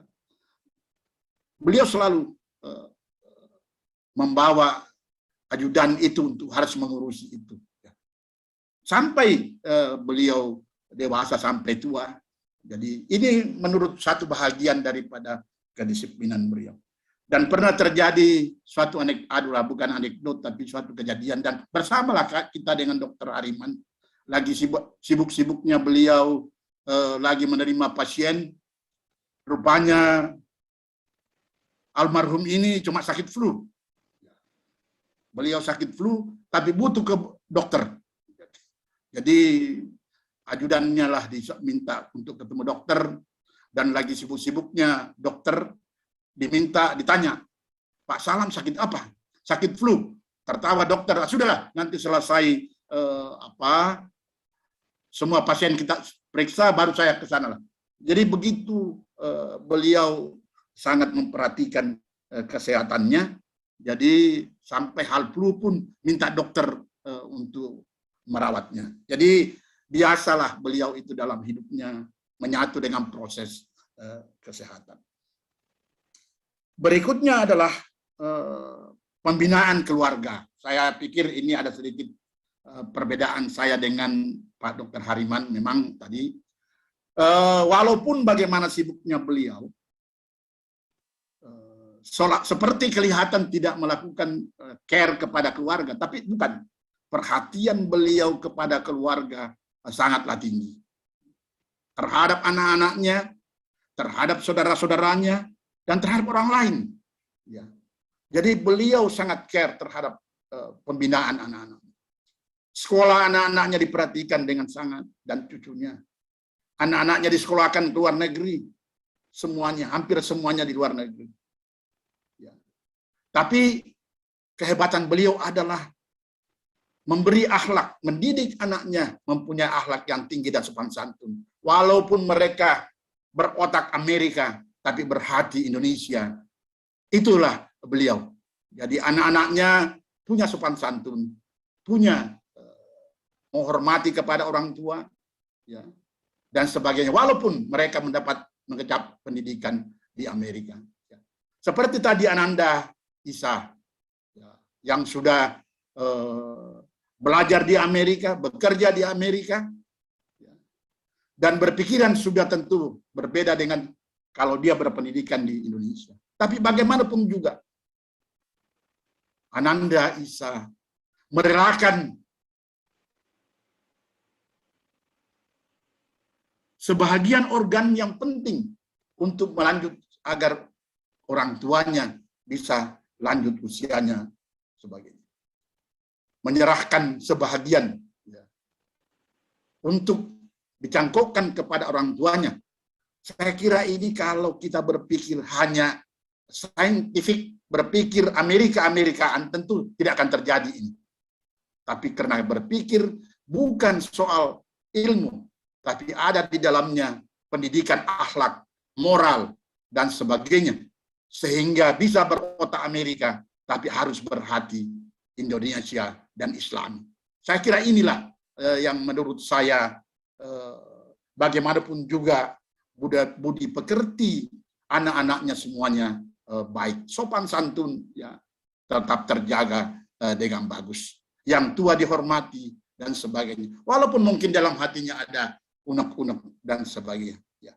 Saya pikir Pak Salam ini memang almarhum sangat ya, memperhatikan keluarganya. Ada juga Pak Abdus menyampaikan bahwa terhadap saudara-saudaranya pun. Ya kalau di kita istilahnya Pak Salam itu kepala suku dari Tabu Salak ya yang ada di Jakarta juga. Dia kepala sukunya, tempat meminta nasihat dan segala macamnya. Saya pikir itulah keistimewaan beliau ini ya. Dan di samping itu yang saya lihat adalah sejak muda beliau itu olahragawan. Kita hanya mengenal, banyak mendengar, banyak membaca bahwa dia adalah pembina olahraga, ya, terutama bola dan sebagainya. Tapi sebenarnya beliau adalah pelaku olahraga yang andal. Ya. Di golf itu saya pikir almarhum ini adalah pemain yang militan dan dia pun single handicap, ya. Bermain di mana-mana negara, ya. Apalagi di dalam negeri. Beliau adalah sangat baik bermain untuk itu. Ya, hanya orang kenal sepak bola, banyak mengenal sepak bola, tapi sebenarnya beliau juga adalah berbagai cabang olahraga yang digeluti. Saya kira ada yang sangat menarik bagi saya, yang saya tetap garis bawahi. Beliau ini adalah sahabat yang baik. Dia adalah sahabat yang baik. Dan saya pikir inilah orang Bugis asli. Yang tidak berkawan hanya karena lagi jayanya orang, tapi berkawan senang dan susah. Itulah Mas Darus ini. Ya. Bisa kita lihat dalam berbagai kejadian yang bersifat nasional. Ya. Waktu beliau berkawan baik dengan Pak Bob Hasan. Dan banyak orang yang berkawan dengan Bob Hasan. Ribuan malah orang berkawan dengan Bob Hasan. Tapi setelah Bob Hasan mulai jatuh, sudah hitung jari yang berkawan. Hilang semua kawan-kawan itu. Tinggallah Mas Darus yang berkawan. Inilah kesetiaan beliau. Pak Bob di penjara di Nusa Kembangan, kadangkala Mas Darus juga menemaninya ke sana. Itulah kesetiakawanan beliau. Ya. Dan termasuk di dalamnya tadi keluarga Bakri. Inilah kesetiakawanan beliau. Dalam keadaan yang sulit, dia tampil sebagai orang yang terdepan. Inilah saya kira suatu amanah orang Bugis. Kalau berkawan, ya berkawan seperti inilah. Saya pikir ini yang harus kita teladani bagi kita semua yang namanya kalau kita berkawan harus bisa menerima, berkawan dengan baik di waktu senang dan juga berkawan di dalam waktu susah. Saya kira ini tidak banyak orang yang seperti itu.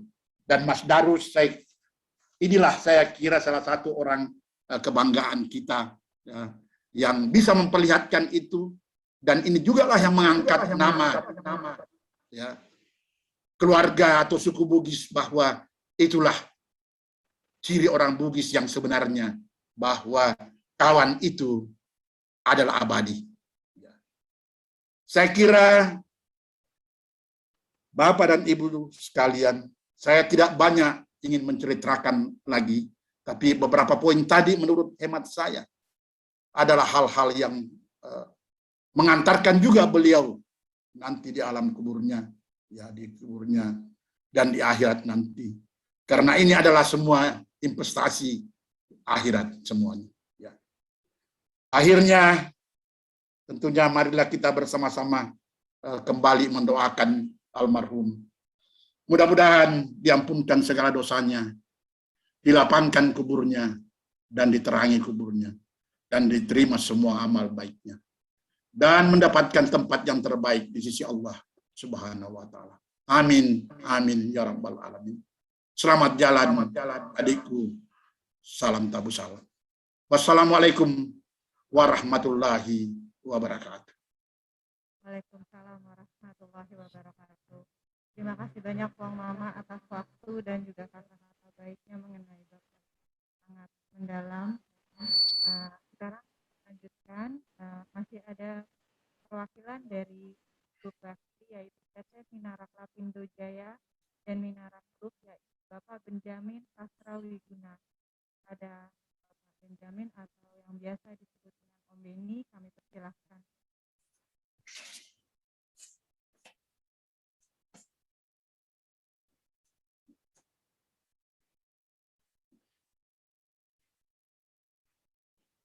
Bapak Benjamin Sastrawiguna, admin mohon dibantu.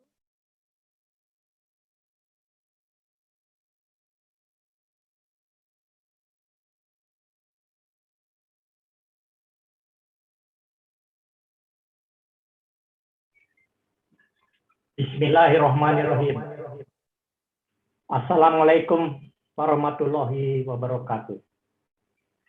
Innalillahi wa innalillahi rajiun.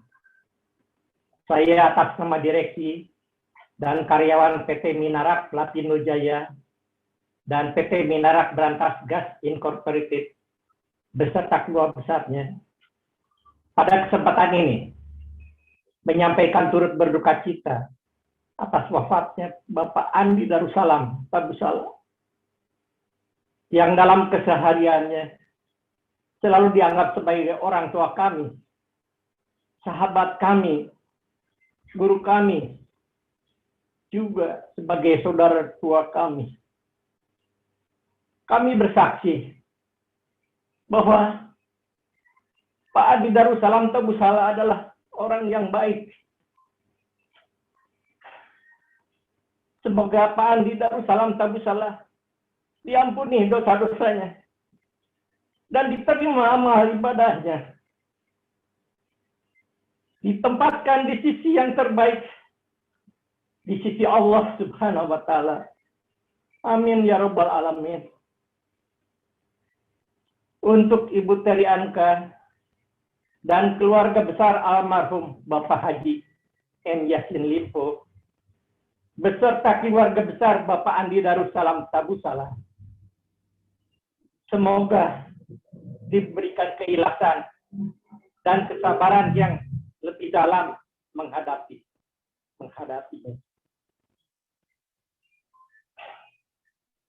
Demikian sambutan singkat dari saya. Terima kasih. Assalamualaikum warahmatullahi wabarakatuh. Terima kasih sekali lagi Bapak Benjamin Sastrawiguna yang mewakili keluarga Bakri dari PT Minarak Lapindo Jaya dan Minarak Group. Terima kasih. Terakhir dan yang tidak bisa dilewatkan karena ini juga pasti akan menarik, yaitu Bapak Ponario Astaman, sahabat dan juga kapten sewaktu Bapak menjadi manajer timnas. Dipersilahkan untuk Bapak Ponario.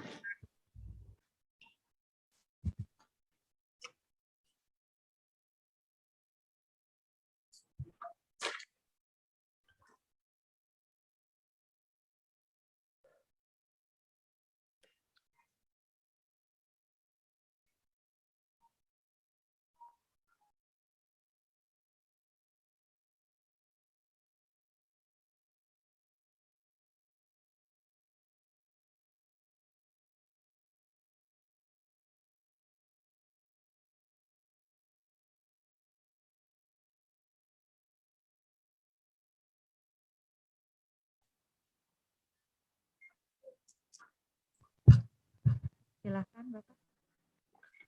Assalamualaikum warahmatullahi wabarakatuh. Terima kasih. Pertama-tama saya diberi kesempatan pada malam hari ini untuk berbicara mengenang kebaikan dari almarhum Bapak Andi Darussalam Tabusala. Di kesempatan ini juga saya berbicara atas nama saya pribadi dan juga mewakili teman-teman lainnya dari kalangan pesepak bola, di mana kami bertemu dan kemudian juga akrab dengan almarhum. Karena banyak teman-teman yang menitipkan salam untuk seluruh keluarga besar, menitipkan rasa bela sungkawa, rasa ikut berduka cita dan kehilangan atas kepergian almarhum. Dari saya pribadi, terlalu banyak kenangan dengan almarhum karena sudah hampir sekitar 18 tahun lebih sudah bersama-sama berkenalan dengan almarhum. Diawali tentunya cerita itu bermula dari perjalanan di tim nasional di mana tahun 2003 bagaimana almarhum Bapak Pak Andi menjadi manajer tim nasional. Di antara sekian banyak panggilan atau sebutan Bang Andi, Om Andi, Bang Darus, Pak Salam, Bang Salam, saya lebih memilih, lebih nyaman untuk memanggil almarhum dengan sebutan Pak Andi. Karena memang sosok beliau adalah sosok yang lebih pantas untuk menjadi bapak buat kami, para pemain di tim nasional pada waktu itu. Banyak warna memang di perjalanan kami semua dan saya di tim nasional. Sedikit cerita memang akhirnya bagaimana selama masa-masa saya di tim nasional menjadi kapten, akhirnya ada satu kali kesempatan di mana akhirnya saya kebagian marahnya Bapak. Karena almarhum memang sangat tegas, sangat disiplin, terutama dalam membangun tim dengan karakter yang almarhum miliki. Karena saya lebih mengenal bagaimana karakter almarhum, saya justru mencoba untuk meredakan, untuk menyelesaikan masalah yang ada di dalam tim di kalangan pemain sendiri. Dengan tujuan tidak ingin merepotkan. Karena saya tahu Bapak justru akan lebih marah kalau tahu ada yang nggak beres di dalam tim. Tapi justru tindakan saya sempat membuat beliau marah. Tapi saya tahu marahnya itu karena positif, karena sayang dengan teman-teman semua. Suatu saat saya dipanggil, saya masih ingat waktu itu di Piala Asia 2007, di mana Pak Samsudin Umar juga ada di situ. Di situ saya sampai dimaki-maki sama almarhum. Tapi saya, ya karena saya mengenal almarhum, saya tahu bahwa itu karena beliau peduli. Saya dimarahi, dibilang, Ponario, kalau di dalam lapangan kau yang jago. Tapi di luar, kau tidak bisa kasih kalah saya. Kasih semua urusan ke saya, biar kau fokus di lapangan. Kau tidak usah sok tahu. Walaupun marah pada waktu itu, saya justru ketawa. Ya, Puang, siap. Siap, Pak. Ya sudah, kalau ada apa-apa, saya kasih tahu. Tapi jangan marah. Akhirnya diakhiri dengan canda tawa justru.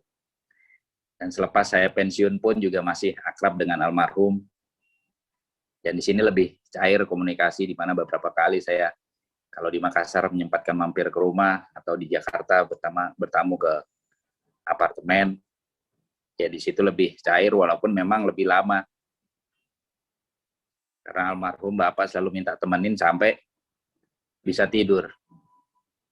Dibiarkan cerita lama, giliran sudah tidur, giliran sudah merem, kita bergerak sedikit aja, beliau bangun.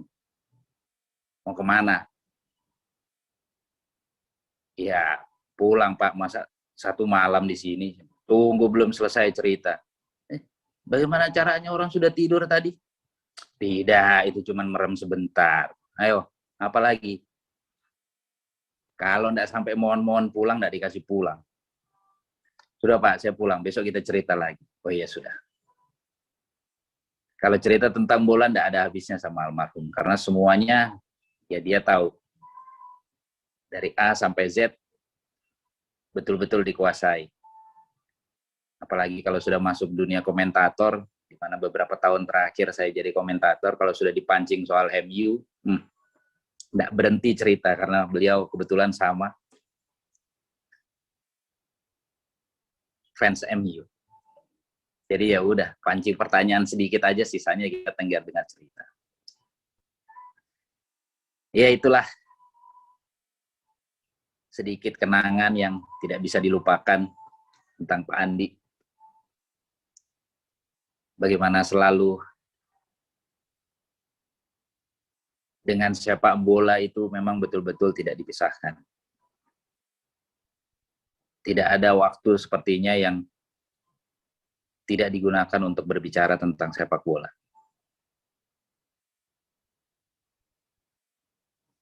Di kesempatan kali ini juga, saya ingin berterima kasih untuk almarhum atas segala bimbingan, atas segala peran yang diberikan selama saya masih bermain sampai terakhir saya pensiun. Begitu banyak bantuan, begitu banyak jangan, begitu banyak ilmu yang diberikan, bukan hanya di sepak bola, tapi juga di organisasi. Karena masa-masa terakhir saya aktif di asosiasi, beliau juga tetap memberikan masukan, harus begini, harus begitu. Memang perhatian tentang sepak bola sangat luar biasa dari almarhum. Sekali lagi terima kasih atas kesempatan yang diberikan kepada saya, dan saya merasa terhormat, merasa bersyukur bisa mengenal almarhum, bisa meluangkan waktu dengan almarhum. Hari-hari terakhir almarhum di rumah sakit juga setiap hari saya berkomunikasi dengan Pak Tony Ho yang selalu memberikan report bagaimana kondisi almarhum Bapak tiap pagi. Sama-sama kami berdoa melalui WhatsApp untuk kesembuhan dan kekuatan almarhum. Almarhum adalah tipe pejuang dengan karakter yang kuat, tidak mau kalah. Dan itu yang selalu dibawanya ke setiap tim yang dipegang oleh almarhum. Dan tentu saja saya dan juga mewakili teman-teman berdoa semoga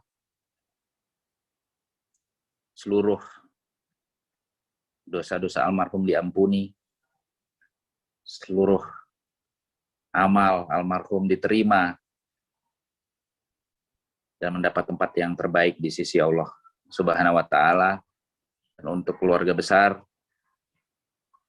kami berdoa semoga semuanya diberikan ketabahan, sabaran, keikhlasan. Amin Nana, Pope, Epo, yang kuat, yang ikhlas, Bapak orang baik. Kami tidak akan pernah melupakan jasa Bapak terhadap kami dan sepak bolaan Indonesia. Terima kasih untuk seluruh keluarga besar. Semoga almarhum husnul khotimah dan beri tempat yang terbaik di sisinya. Terima kasih. Assalamualaikum warahmatullahi wabarakatuh.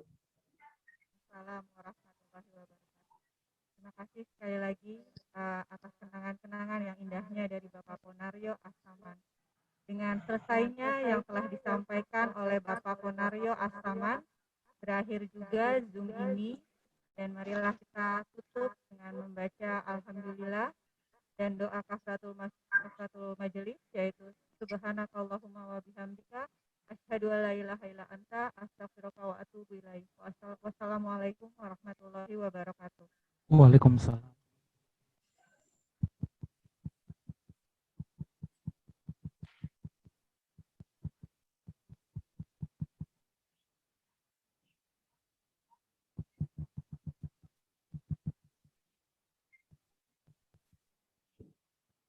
Bapak Ibu jamaah Tazkiratul Maut yang kami muliakan, demikianlah seluruh rangkaian acara kita pada malam hari ini. Atas nama keluarga mengucapkan banyak terima kasih atas kehadiran Bapak Ibu, teman dan sahabat almarhum pada malam hari ini, baik secara langsung maupun secara virtual.